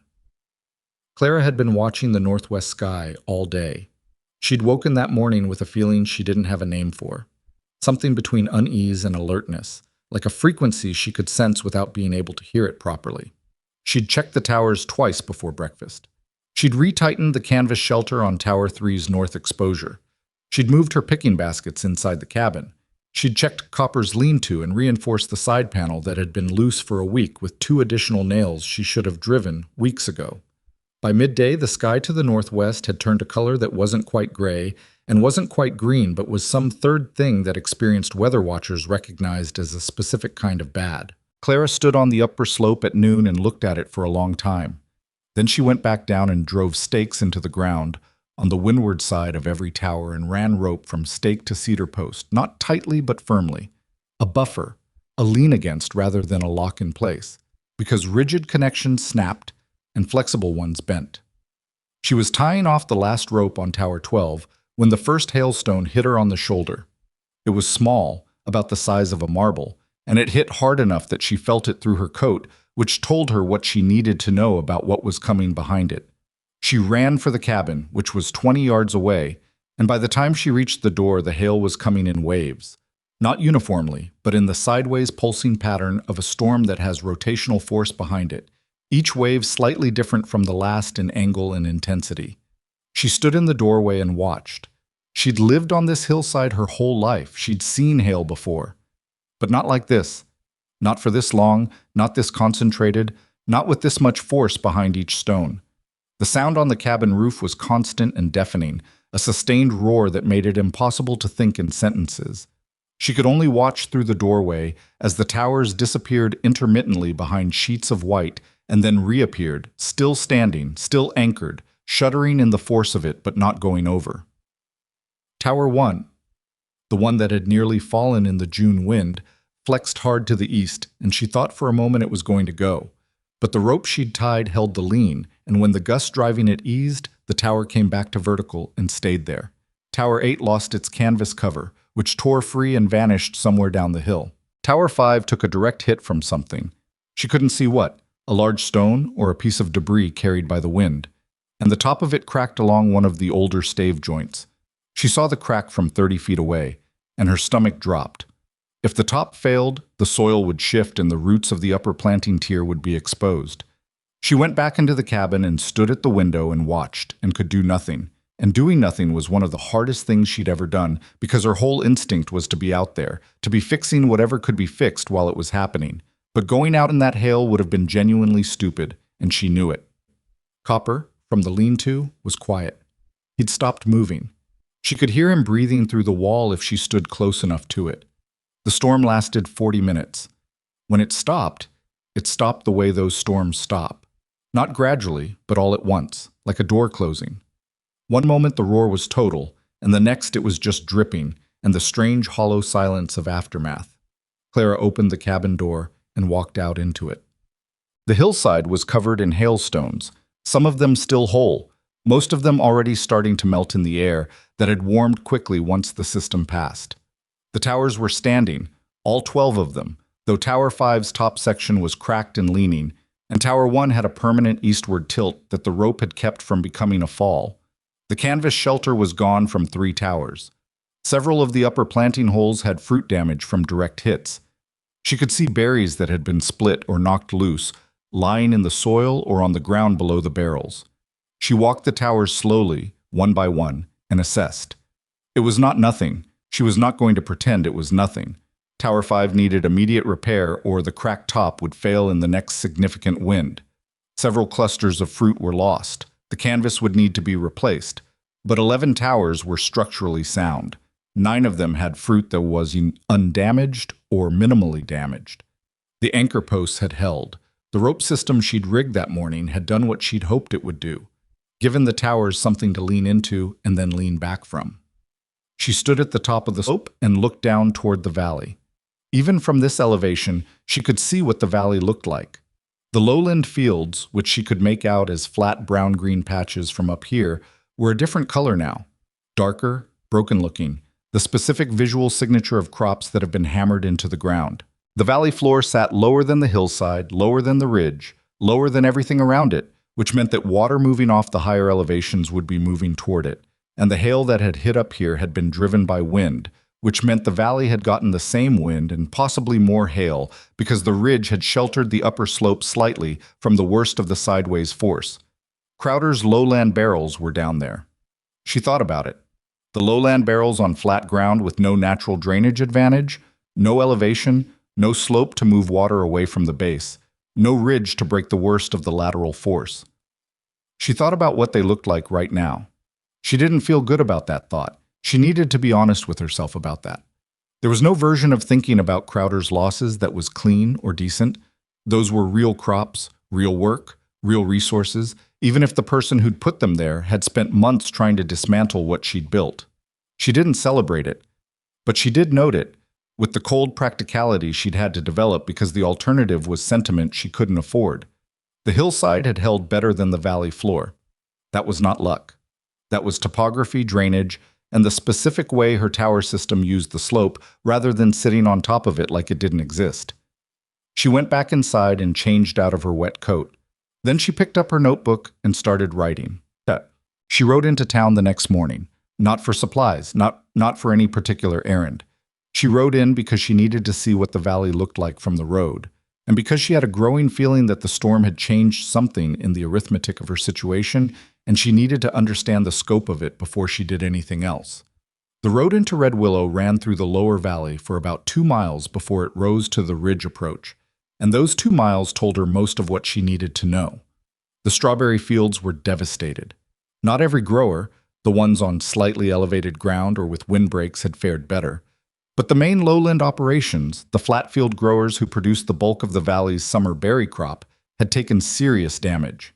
She passed one field where the plants had been beaten so flat they were lying horizontal, the fruit either destroyed or buried under displaced soil. She passed another where standing water had gathered in the low spots, which in strawberry production was not much better than the hail itself. She didn't drive up to Crowder's property. She had no reason to, and she was honest with herself about the fact that she didn't entirely trust what her face might do if she looked at his barrel operation right now, whether it would do the things she didn't want it to do. But in town, people were talking, and in Redwillow, talking happened loudly and without much filter, and she got the shape of it without asking. Crowder's lowland barrel trial had been hit hard. The flat ground had given the hail nowhere to run, and the barrels, which, according to what she pieced together from 3 different conversations conducted within earshot, had been set on tamped earth platforms rather than angled into the slope the way Clara's were, which meant the drainage ran back toward the base of the barrels rather than away from it. Several of them had tipped in the wind because the anchor system, which she gathered had been reproduced quickly and without the iterative adjustments she'd made over months, had not been adequate for the lateral force. She heard this from Fern, Pembroke's kitchen assistant, who had come into the dry goods store for something and had spotted Clara and come over with the directness of a person who has information they think someone else needs. "Mr. Pembroke asked about you yesterday," Fern said, keeping her voice low in the particular way of someone navigating loyalties. Clara looked at her. "What did he ask?" "How your towers did in the storm." Fern glanced toward the door, then back. He'd already heard that Crowder's operation took damage. He wanted to know about yours. "What did you tell him?" "That I didn't know," Fern said. "Because I didn't. But I told him your hillside towers were built differently from Crowder's, that you'd built yours to use the slope. She paused. He wrote something down. Clara kept her expression even. Thank you, she said. Fern nodded and went to the counter with her errand, and Clara stood for a moment in the dry goods store among the smell of cornmeal and rope and wood oil, and thought about what it meant that Pembroke had asked. She went home and checked Tower 5's cracked top and cut new staves from the cedar she'd stored in the cellar and spent the afternoon making the repair. And the whole time she was working, she was thinking about the difference between a man asking a question and a man being ready to hear the answer, and whether those were the same thing. She was splitting wood on a Thursday morning, 4 days after the storm, when she heard Copper's alert snort, and looked up to see Gideon Mercer coming up the hill path. He was moving faster than usual, which for Gideon meant not quite slowly, and his expression had something in it that Clara hadn't seen before. Not quite urgency. Something more contained than that, but in the same family. He reached the top of the path and stopped and looked at the towers. They held, he said. Mostly, Clara said. Tower 5 cracked. I've been repairing it. He walked to Tower 5 and looked at the repair work she'd done, running a hand along the new stave joint. This is good cedar, he said. Backridge, Clara said. I've been cutting it myself. He nodded. He was quiet for a moment, and she waited, because Gideon never wasted time getting to his point, and the only reason he delayed was when the point was complicated. I went through the valley yesterday, he said finally. I went to 6 farms. I took notes. He reached into his coat and produced a folded piece of paper. I've been farming 40 years, Clara. I've seen bad hail seasons. I've never seen damage this concentrated in the lowlands, while the high-slope operations came through relatively clean. The drainage is different, Clara said. The angle of the barrels, the way the slope moves water. I know why, he said, a little firmly, not unkindly. I figured out why walking through those valley fields. I know enough about drainage to work backwards from what I saw. He paused. What I want to tell you is this. The Redwillow Growers Association meets at the end of the month. I've already spoken to the secretary about getting you on the agenda. Clara stared at him. The association doesn't what? I'm not a member, she said. They've never... She stopped. She was going to say they'd never taken her seriously, which was accurate, but was also a kind of complaint. And she had a lifelong habit of not making complaints she couldn't do something about. You can present as a guest, Gideon said. I'll request it. They'll say yes because I'm asking, and because after this storm, every grower in this valley is going to be sitting in that room wondering what they could have done differently. He looked at her. You have a different answer from the one they've been giving themselves. They don't want to hear it from me, Clara said. Maybe not, Gideon said, but they need to. She looked at the towers. She looked at Gideon's face, which was not asking for her feelings about the idea. It was asking for her decision. All right, she said. She had 2 weeks to prepare. She used them the way she used every available resource, not efficiently exactly, but completely, without wasting what she had. She went back through her notebook from April through the present day and extracted the specific data points that were hardest to argue with. Date of planting, date of first bloom, fruit production per barrel per week, documented losses to weather events versus estimated losses in equivalent ground-level production.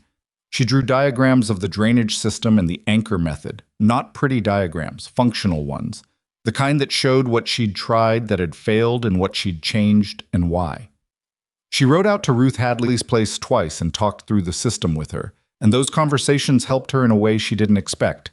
Explaining things to someone who was genuinely trying to understand them forced her to be clear in ways she wouldn't have been if she'd just been writing for herself. Ruth asked the kind of questions that exposed the places where Clara's own understanding was less solid than she'd thought, and Clara went home and worked on those places.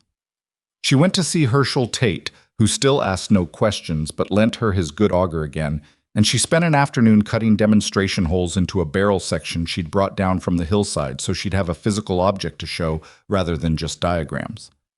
Herschel watched her work without comment and then said, when she was leaving, "They'll be rude to you." "I know," Clara said.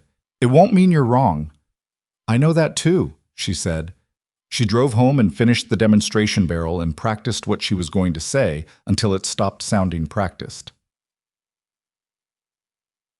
The night before the association meeting, Crowder came up the hill. He came alone this time, which was different. No bookkeeper, no hired man, just Crowder, on foot, walking up the hill path in the early evening light with his hat in his hand. The hat off, which was a signal she registered. Clara was on the porch when she saw him coming, and she didn't go inside and she didn't go to meet him. She stayed on the porch and watched him come. And when he reached the top of the path, he stopped a few feet from the bottom porch step and looked up at her, and she looked down at him, and the geometry of it was different from all the other times he'd come to this hillside. He was, she noticed for the first time, tired. It was in the set of his face, in the way he was standing.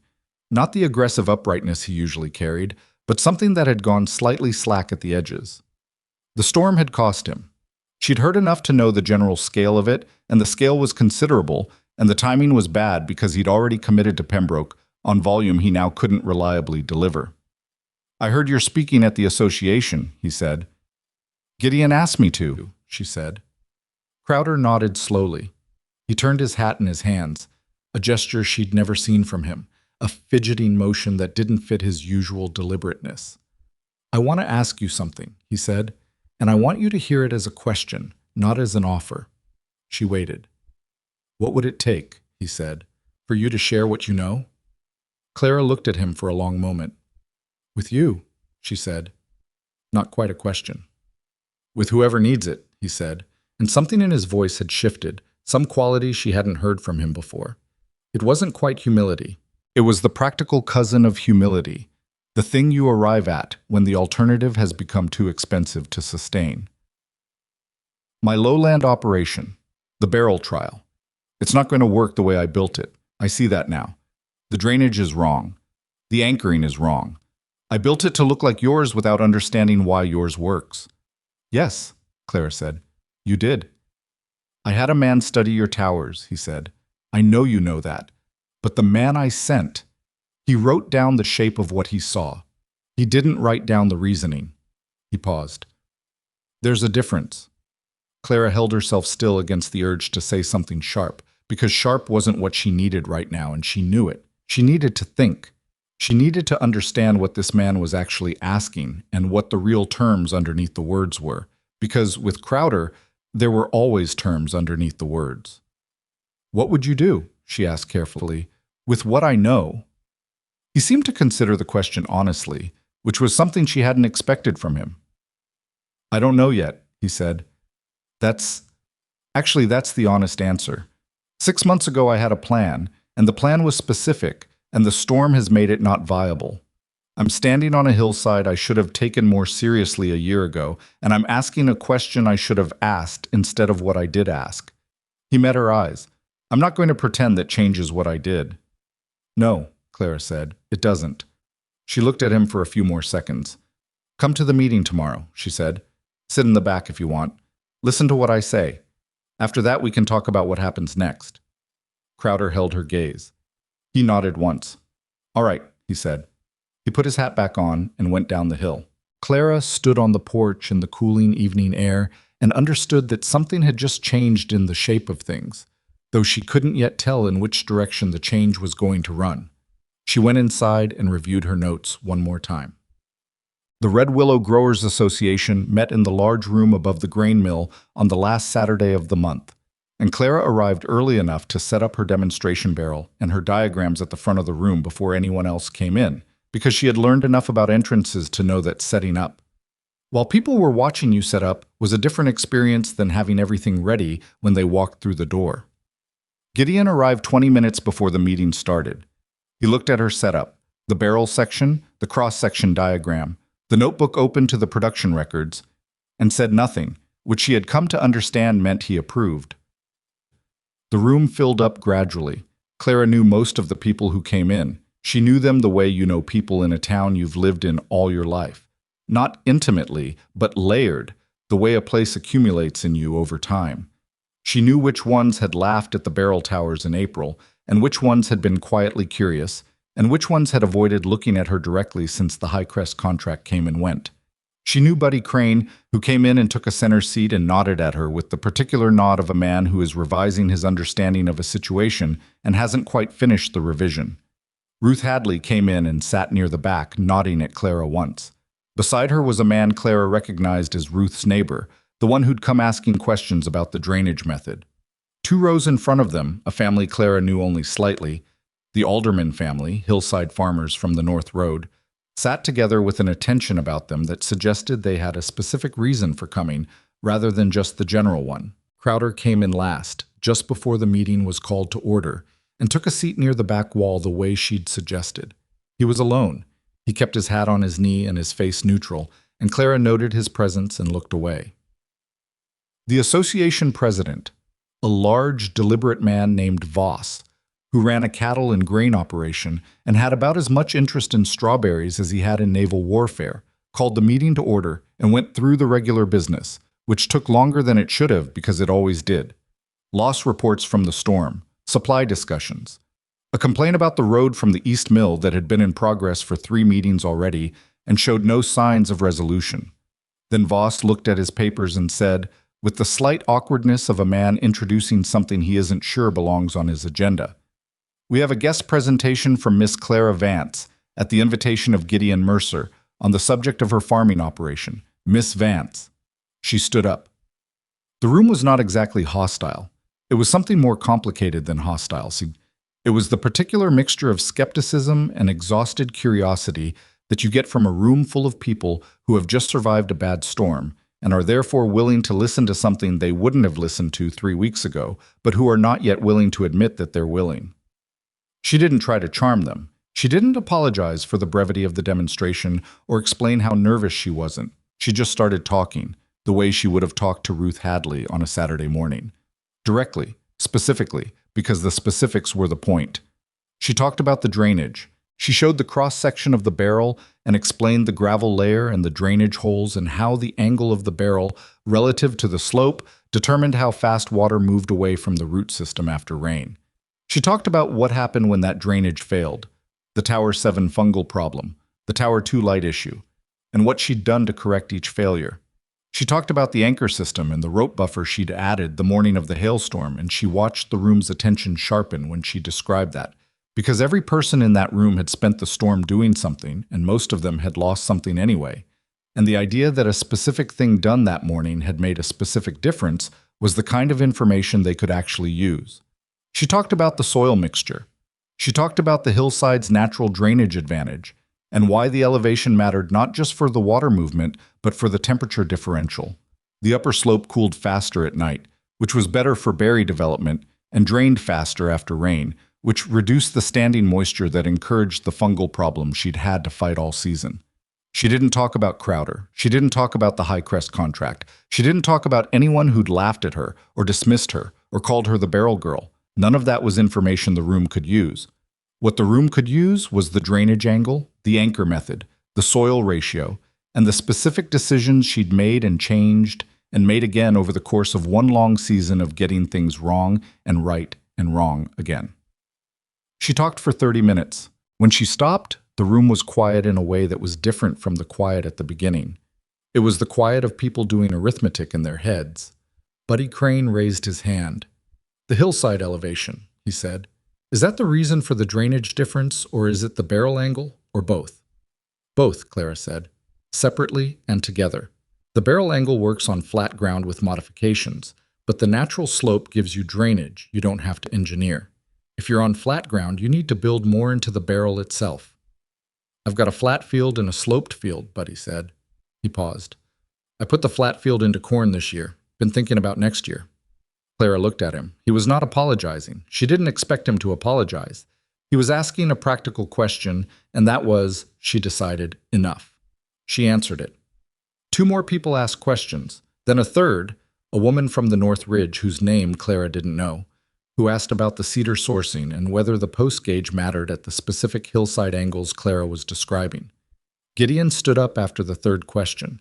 He was a man who did not make speeches. He said what was necessary and stopped, and what was necessary now was brief. "I've been farming this valley 40 years, he said, to the room, in the specific tone of a man calling in something he's earned by duration rather than volume. "I want to say plainly, in front of everyone here, that the strawberries off Clara Vance's towers are better than what I've grown in 40 years on flat ground. I don't say that to embarrass myself. I say it because the point of farming is to grow good food, and she's figured out something that grows it better. And if we spend the next year laughing at her for it instead of learning it, then we're the ones who end up looking like fools when the next storm comes through. The room was very quiet. She doesn't need our approval, Gideon said, sitting back down. She's already done it. The question is whether we're smart enough to do it with her. Voss looked at the room, and the room looked at various points on the floor and the walls and the ceiling in the way of people who are thinking seriously and don't want to show it yet. Then the Alderman family, father and 2 adult sons, all 3 of them with the weathered look of people who worked steep, difficult land, looked at each other with a specific shorthand of a look, the kind that families develop over years of making decisions together, and the father raised his hand. We've got 6 acres of hillside on the north slope that we've been leaving fallow because we couldn't figure out what to put on it, he said. Would you come look at it? Clara held herself still. Yes, she said. I'll come look at it. 2 more hands went up, then a third. Voss was writing something in his ledger with the slightly bewildered expression of a man who called the meeting to order, expecting one agenda item and is ending up with something considerably larger than that.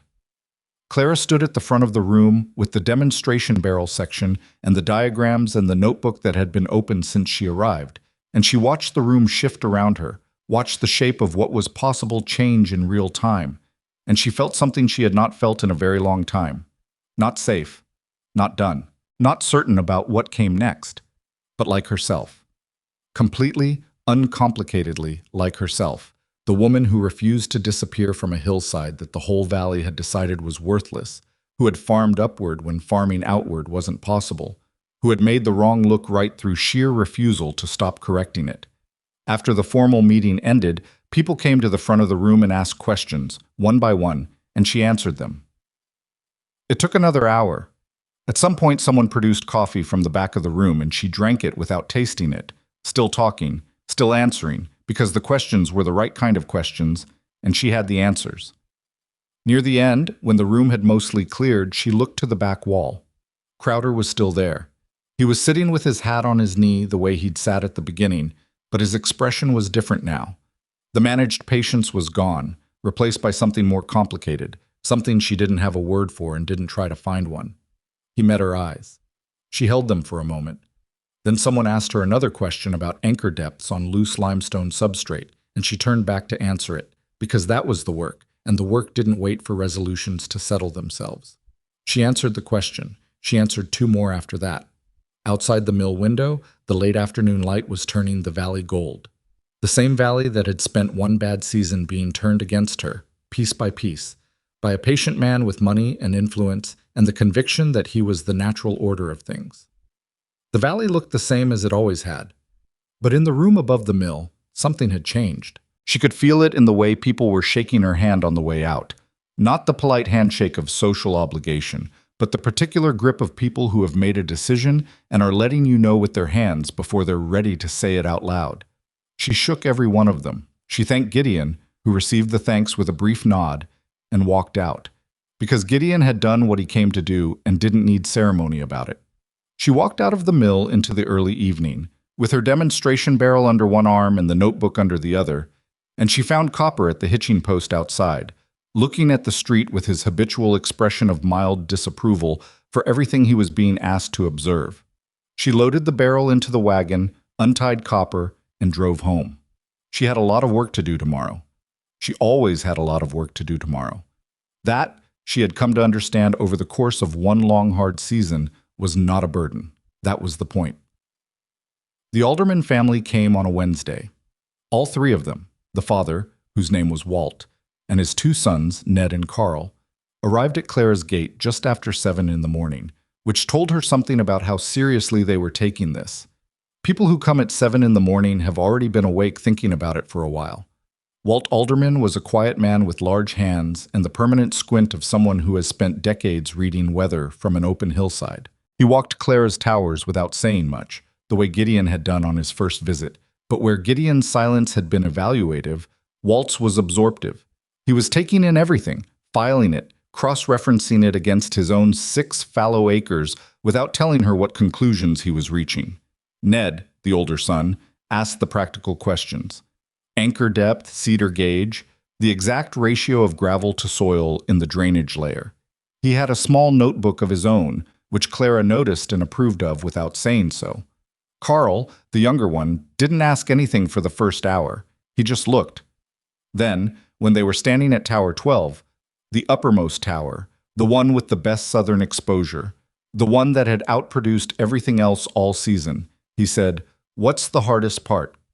Not a question exactly, an invitation. Clara thought about it honestly. "The first time something fails and you don't know why," she said, "because you built the whole thing on a logic, and when part of it doesn't work, you have to figure out whether the logic is wrong or just the execution, and for a while you can't tell which." Carl looked at Tower 12 for another moment. "How do you figure out which?" "You change one thing at a time," Clara said. "Only one. Otherwise you don't know which change fixed it." He nodded slowly. She showed them the notebook after that. Not all of it, but the section from the first 2 months, the failure documentation. Tower 1's first collapse and what she'd done differently on the rebuild. Tower 7's fungal problem and the progression of her responses to it. The drainage failure in Tower 5's original configuration and the 3 iterations she'd gone through before the gravel layer solved it. Walt read it with his glasses on, moving slowly through the entries, and when he got to the 3rd month, his expression changed slightly in the way that said he was no longer skeptical and was now calculating. "We could start 4 towers this fall," he said, not to Clara specifically, more to the general air. "Get the anchors in before the ground hardens. Plant in spring." "That's what I'd do," Clara said. Walt looked up at her. "Would you come look at the north slope first, before we commit to placement?" "Yes," she said. "Saturday." He folded his glasses and put them in his pocket. "We'll have coffee ready." Ruth Hadley's first tower went up 2 weeks after the association meeting. Clara spent a full day at Ruth's property helping her site it, which involved a longer conversation about the North Slope's drainage patterns than either of them had expected, because Ruth's hillside drained differently from Clara's in ways that required adjustments to the barrel angle and the anchor placement. The ground on Ruth's property had more clay content, which changed the soil mixture ratio. It took them the morning to figure out the modifications and the afternoon to implement them. Ruth's knees gave her trouble on the slope work, which she acknowledged without making it larger than it was. "Tell me what angle," she said at one point, when she couldn't get low enough to see the drainage path clearly, "and I'll trust you." 15 degrees from vertical toward the downhill side, Clara said. "Maybe 17 on this end, the clay runs slower here." Ruth adjusted the barrel and looked at Clara. "You're sure?" "I'm sure about the reasoning," Clara said. "The specific number we'll know after the first real rain." Ruth laughed, a short, dry sound. "Fair enough." They drove the anchor post together, Ruth holding while Clara drove, and when it was set they both tested it and it held, and they looked at each other with the specific satisfaction of 2 people who have done a physical thing correctly. "My neighbor wants to try 2 barrels," Ruth said, while they were walking back down to the cabin for water. "The Hennessy family. They've got a west-facing slope that gets good afternoon light." "Send them to me before they start," Clara said. "West-facing changes the moisture pattern. They'll need to adjust the planting schedule." "I'll tell them." Clara drank her water and looked at Ruth's property from the cabin doorway. The hillside that had been producing almost nothing for 2 years since Ruth's husband passed. The slope that was too steep for conventional crops and too rocky for the kitchen garden to expand into. One tower wasn't going to transform it overnight, but one tower, correctly built and properly managed, was a start. And a start was the thing that every other thing came from. She thought about her own first tower. The way it had looked in April, strange and slightly desperate, driven into the hillside by a 23-year-old woman who didn't know for certain that any of it would work. She didn't say this to Ruth. Some things you keep because they belong to you, and because saying them out loud makes them smaller rather than larger. Crowder came to the hillside one final time on a Thursday in early October, when the season was winding down and Clara was beginning the work of winterizing the towers, draining the remaining soil moisture, reinforcing the anchor posts before the ground freeze, covering the barrel openings against the ice that would expand and crack anything left exposed. He came on foot again, hat in hand again, and she was starting to understand that these were not calculated gestures from Crowder. They were the unself-conscious signals of a man who had enough self-awareness to know when he'd lost an argument, even if he'd never been the kind of person who lost arguments often. He looked different from the last time. Not diminished exactly. Crowder was not a man who diminished easily, but reorganized. The storm had cost him significantly, and the association meeting had cost him something less quantifiable but possibly more important, which was the assumption that the Valley's market would naturally organize itself around his operations because his operations were the largest. "I've been talking to Voss," he said without preamble. "About what?" Clara said. "About a cooperative arrangement." He turned his hat in his hands. "Not what I offered you before. Different structure. The growers on the hillside, your operation, the aldermans, Hadley, whoever else comes in, as independent operations, with shared access to materials purchasing and shared representation to the lodges." Clara looked at him. "You're proposing a cooperative," she said. "I'm proposing to help fund one," Crowder said, "in exchange for a supply agreement on the volume side. My lowland operations, restructured, supplying the volume market. The Highland Cooperative supplying the premium market, not competing. Dividing the territory by what each operation actually does well." Clara was quiet for a moment. This was, she recognized, a reasonable proposal. It was also a proposal from a man who had spent most of a year trying to eliminate her and had arrived at this position because the elimination had failed. She needed to hold both of those things at the same time and decide what they meant. "What do you get?" she asked. "Market stability," he said. "Right now I'm competing with you for premium buyers I can't reliably serve, and I'm losing ground-level buyers to out-of-valley suppliers who have more volume. If the Valley produces premium and standard through two organized channels instead of fighting each other, buyers have a reason to source locally for both categories." He paused. "I get a functioning business instead of a damaged one." "And the cooperative controls its own pricing," Clara said. It wasn't a question. "Yes. And its own supply agreements." "Yes. And the spring stays mine." Something moved across Crowder's face, a flicker of the old frustration, quickly managed. "The spring was never part of this," he said. "It was always part of this," Clara said calmly. "It just needs to be said plainly." He was quiet for a moment. "The spring stays yours," he said. Clara looked at the towers. She looked at the hillside she'd been farming since April, with her own hands, and her own reasoning, and her mother's notebook, and a mule who was standing in his lean-to right now watching this conversation with his usual philosophical remove. She looked at the valley below, where Crowder's land spread across the flat ground in the orderly geometry of a large operation that knew how to produce volume even when it didn't know how to produce quality. The honest answer was that she didn't trust Crowder. She didn't think she'd ever fully trust Crowder, and she thought that was probably the correct position to hold. Because trust that isn't earned isn't wisdom, it's just hope with no structure to it. But she also didn't need to trust him. She needed any arrangement with him to be written down, specific, and enforceable, with the cooperative's independence built into every clause. "I want Gideon Mercer in the room when we write the terms," she said. Crowder nodded. "And a lawyer," Clara said. "Not yours. A neutral one." Another nod. "And the cooperative members vote on the final agreement, not just me." "That's your organization," Crowder said. "That's your decision to make." She looked at him for a long moment. "Come back with a written outline," she said. "Something I can take to the others. We'll go from there." He put his hat back on. "I'll have it to you by next week," he said. He went back down the hill. Clara stood on the porch and watched him go, and understood that this was not a happy ending in any simple sense. It was a practical one, a rearrangement of the pieces into something workable rather than something clean. Because the world didn't generally offer clean, it offered workable, and workable was what you built a life out of. She went back to the winterizing work. The Redwillow Highland Cooperative was formally organized in November, in the same room above the mill where Clara had presented at the association meeting. It was smaller than a celebration and larger than a business meeting, which was the appropriate size for something that was both. 7 operations signed the founding agreement.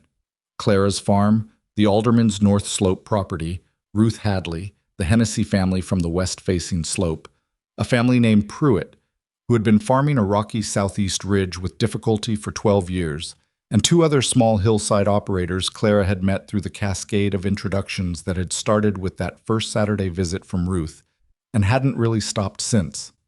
Gideon Mercer signed as an advisor, not a member, because his own operation was valley floor, and he was precise about what he was and wasn't.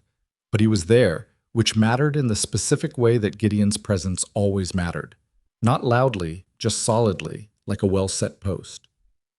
The agreement with Crowder's operation was a separate document, shorter and more specific, covering the material supply arrangement and the market territory division, and the pricing independence clause that Clara had insisted on in every draft, until it was in language that didn't leave any interpretive room.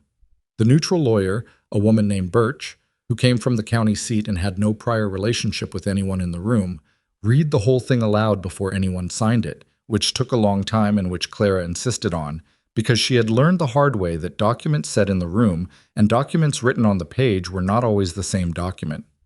Crowder sat across the table from Clara while Birch read. He was patient about the process. Whether the patience was genuine or performed, she couldn't entirely tell, and she'd stopped trying. What mattered was that the document was sound, and Birch said it was sound, and Gideon read it and said it was sound, and Clara read it and said it was sound. Everyone signed.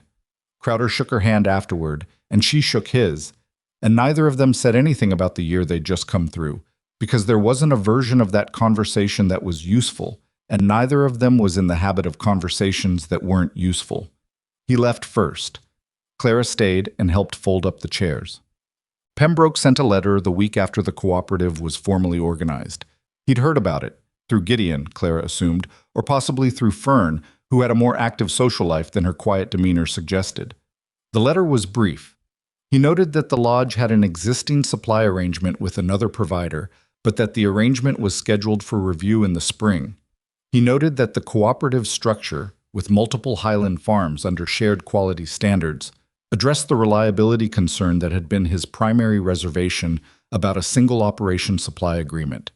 He said he looked forward to discussing the spring season and noted that the quality of the fruit he'd received from Miss Vance earlier in the year had been, in his assessment, the finest strawberry he had served at Highcrest Lodge in 11 years. Clara read that last sentence twice. She folded the letter and put it in the notebook. She went outside. Winter came down hard, the way winter did on the ridge, and Clara spent it the way she'd always spent winters, working on the things that couldn't be worked on during the growing season, the repairs and preparations and planning that kept the farm functioning through the cold months. She winterized the towers. She cut cedar on the back ridge for the new construction she'd be doing in spring, 4 more towers on her own property, and she'd committed to helping the Aldermans build 6 more on their north slope in March. She repaired the section of cabin roof she'd been meaning to repair since summer. That took 3 days and was harder than it should have been because she was doing it alone. But she'd been doing hard things alone for long enough that the alone part had stopped being the remarkable feature and had become just the condition. Copper was lame for 2 weeks in January, his left foreleg, the arthritic one, responding badly to the cold. And she did hot compress treatments twice a day and kept him off the hill path and worried about him with the specific worry you reserve for the things that have been with you through everything. He recovered, slowly, and by February was moving with only the slight deliberateness of an older animal, managing discomfort rather than being controlled by it.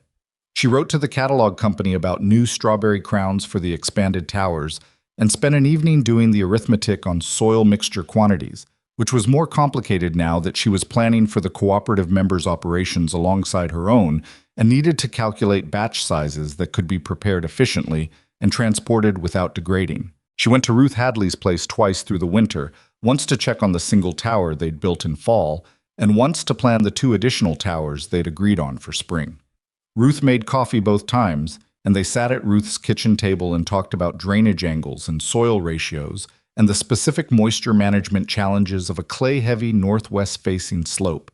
And it was, Clara thought on the drive home the second time, one of the better conversations she'd had in recent memory. Not because it was warm exactly, though it was warm. Because it was between 2 people who were talking about real things in real terms, without the social padding that usually surrounded conversations between people who didn't quite know where they stood with each other yet. She and Ruth knew where they stood. They stood on adjacent hillsides, trying to make them produce, and that was a sufficient basis for a genuine conversation. Spring arrived the way it always did on the ridge, abruptly and with attitude.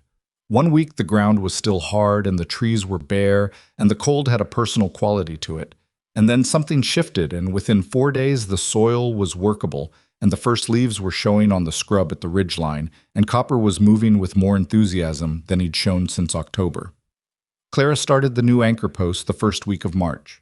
She worked with the aldermans on their north slope on Saturdays, driving down to their property in the wagon with tools and cedar and the accumulated knowledge of one full season of getting things wrong and learning from it. Walt drove the posts alongside her. Ned handled the barrel preparation, which he'd become meticulous about after the production records she'd shown him, keeping his own notebook now with an attention to detail that Clara respected without feeling the need to praise out loud. Because Ned wasn't looking for praise. He was looking for information. Carl, the younger one, had a quality she recognized in herself from years ago, a stubbornness about understanding the reason behind the instruction rather than just the instruction. He would ask why after every direction she gave him, not argumentatively but with genuine need, and she gave him genuine answers because the why was what let you adapt when the situation changed and the instruction didn't fit anymore. The gravel layer goes below the soil, not mixed in, she told him one morning. Why below? Because you want the drainage to happen before the water reaches the root zone, not at the same level as the roots. If you mix the gravel in, the water moves through faster, but the roots can't hold the moisture they need. You want the water to drain past a certain point and then stop long enough for the roots to access it. Carl considered this. So it's not drainage exactly. It's controlled drainage. Yes, Claire said. That's exactly what it is. He filed this away and moved to the next barrel without further comment. She drove home from the alderman property on those Saturdays feeling something she couldn't have named easily at the beginning of this. Something like continuity. Like the work was connecting forward and backward at the same time. Her mother's container of strawberries she'd barely remembered until the night by lamplight. The 12 towers she'd built out of refusal and arithmetic. The alderman's 6 towers going up on a slope that had been sitting empty for years because nobody had figured out what to put there yet. The idea didn't belong to her anymore in the narrow sense. It belonged to the hillside, to the specific conditions of elevated rocky ground with natural drainage and cold spring water. And she had been the one to recognize it and work out the system, but the system was now larger than her, and that was not a loss. That was the point. Highcrest Lodge signed a supply agreement with the Redwillow Highland Cooperative in April. Pembroke came to Clara's farm to sign it, which she hadn't expected. She'd assumed they would exchange documents by mail, as they'd done before. But he arrived on a Tuesday morning with Fern carrying the papers. And he walked the towers with the same careful attention he'd brought to examining her first flat of fruit, which felt like a kind of symmetry. He stopped at Tower 4. It was replanted now, fresh crowns set in the previous week, small tight clusters of leaves just beginning to show. Nothing to look at yet. But Pembroke looked at it anyway. This is the first one, Clara said. It came out before she decided to say it. Pembroke looked at her. The first tower you built? Yes. He looked back at it for a moment. Then he said, the fruit from this tower was consistently better than the others, through the whole time I was receiving from you. He paused. I noticed that, but I didn't mention it. Clara blinked. I thought Tower 12 was the best producer. By volume, Pembroke said, but the flavor from this one there was something different about it. I don't know if it was the soil or the particular variety or the position on the slope. I don't know enough about the growing to explain it. I just know what I tasted. Clara looked at Tower 4, the same barrel she'd stood beside in early June when the first berries appeared, the one she'd touched with one finger in the kind of tentative hope she hadn't let herself feel fully yet. The barrel she'd built first, on the first night the idea had solidified from a vague shape into something she could actually do. She didn't know why it tasted different either. She had theories. The slight north-facing tilt she'd corrected twice before getting the angle right. The soil mixture she'd adjusted more times on this barrel than any other. The way the spring water reached it first when she irrigated from the uphill side. She didn't know which of those things made it what it was. Maybe all of them. Maybe something else she hadn't identified. She added it to the list of things she was still trying to understand. Ready to sign? She said. Pembroke almost smiled. Ready. They signed the agreement at the kitchen table with Fern as witness, and afterward Pembroke accepted a cup of water from the spring. She offered, he accepted without ceremony. And he drank it and said, "That's good water," which was the most personal thing she'd ever heard him say. "It's why I'm still here," Clara said, which was not the complete answer but was accurate. He left with Fern, and Clara stood on the porch watching the wagon move down the hill road. And when it disappeared around the bend, she went back to Tower 4 and checked the soil moisture and adjusted the planting angle on the uppermost hole by about 2 degrees, which she'd been meaning to do for days. By midsummer, the slopes above Redwillow Crossing had changed. Not dramatically, not all at once. Change on a hillside moves at hillside speed, which is not the speed of a revelation, but the speed of something growing. But where the rocky slopes had been mostly scrub and fallow ground, there were towers now. Not just Clara's 12, soon to be 16 with the new construction. The Alderman's 6 on the north slope, green and productive in the July light. Ruth Hadley's 3, including the second and third she'd built in spring, with modifications to account for the clay soil that Clara was genuinely proud of, because they'd worked out the adjustments together, and the adjustments had been right. The Hennessy family's West Slope operation, smaller than the others but growing steadily. The Pruitt Farm on the southeast ridge. From the ridge road, if you drove it in the right light at the right time of morning, you could see the green towers on multiple hillsides at once, the barrel openings catching the light at angles that showed the fruit hanging from them, unbruised, clean, ripening at the pace the elevation and the cool nights and the specific soil mixture set for them. Clara drove that road on a Tuesday morning in late July, on her way to a delivery, not to High Crest alone anymore, but to 3 buyers now, 2 lodges and a hotel in the next valley that had heard about the cooperative through channels she was still piecing together. She drove it slowly, more slowly than she needed to, and looked at the hillsides. She thought about her mother, who had said the barrel idea was a good one, and who hadn't pursued it herself because she was tired and the farm was hard, and sometimes a good idea has to wait for the person with enough stubbornness to actually do it. Clara didn't romanticize this. Her mother had made a reasonable decision under reasonable conditions, and had still had the grace to say the idea was good, which was the thing that had survived in Clara's memory through 12 years and a season of grief, and 1 very long, hard year of finding out whether the idea was actually good or whether her mother had just been kind. It was good. She thought about Silas Crowder, who was 3 miles down the valley right now, managing his restructured lowland operation with a supply agreement that gave him stable market access in exchange for material pricing. She still wasn't entirely sure was as favorable to the cooperative as it looked on paper, which was why Gideon reviewed the invoices every quarter and why Clara kept her own records of every transaction. She didn't trust Crowder, and she didn't expect to. But she'd learned something about working with people you didn't trust, which was that the structure of the arrangement mattered more than the character of the person, and the structure they'd built was solid, and solid was enough. She thought about Buddy Crane, who had ordered 2 barrels from the cedar supplier last month. She knew this because the cedar supplier had mentioned it in passing, with the slightly apologetic tone of someone delivering information they weren't sure was welcome. She hadn't responded to this information either way. Buddy would figure out the drainage system or he wouldn't, and if he ran into problems, he could come ask her. And if he didn't want to ask her, he could figure it out himself. And either way, she was no longer concerned with Buddy Crane's opinion of her methods. She thought about the barrel girl, which was what they'd called her, and which nobody called her anymore. Not because they'd apologized for it, because they hadn't and she didn't expect them to, but because the story the town was telling about Clara Vance had changed, the way stories change when events make the old version too obviously wrong to sustain. She pulled Copper up at the top of the ridge road where the view opened east towards the Highland Lodges, and she sat in the wagon for a moment in the morning light.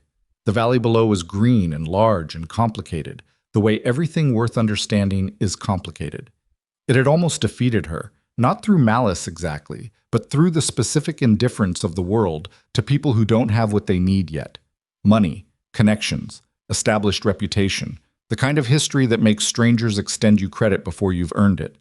She'd had none of those things. She'd had a rocky hillside, a cold spring, a mule with arthritis, and the memory of her mother saying a barrel of strawberries was a good idea. That turned out to be enough.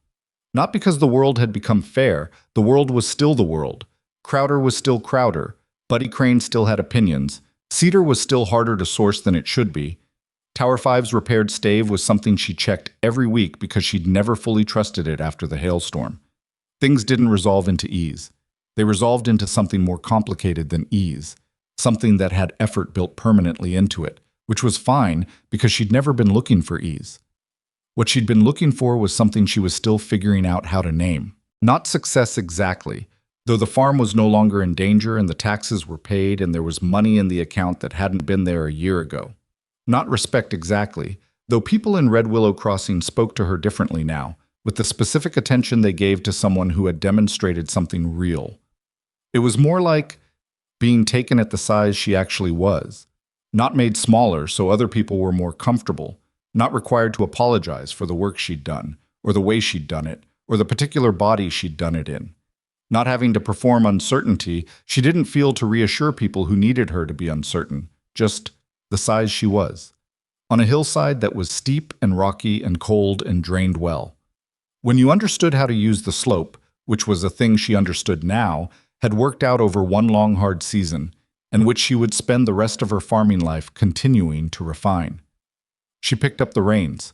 Copper's ears turned back toward her, waiting. "All right," she said. He started down the road, the wagon steady behind him, the delivery flats packed and ready, the morning spread out ahead of them in the good ordinary light of a summer day on the ridge. She didn't look back. She already knew what was there.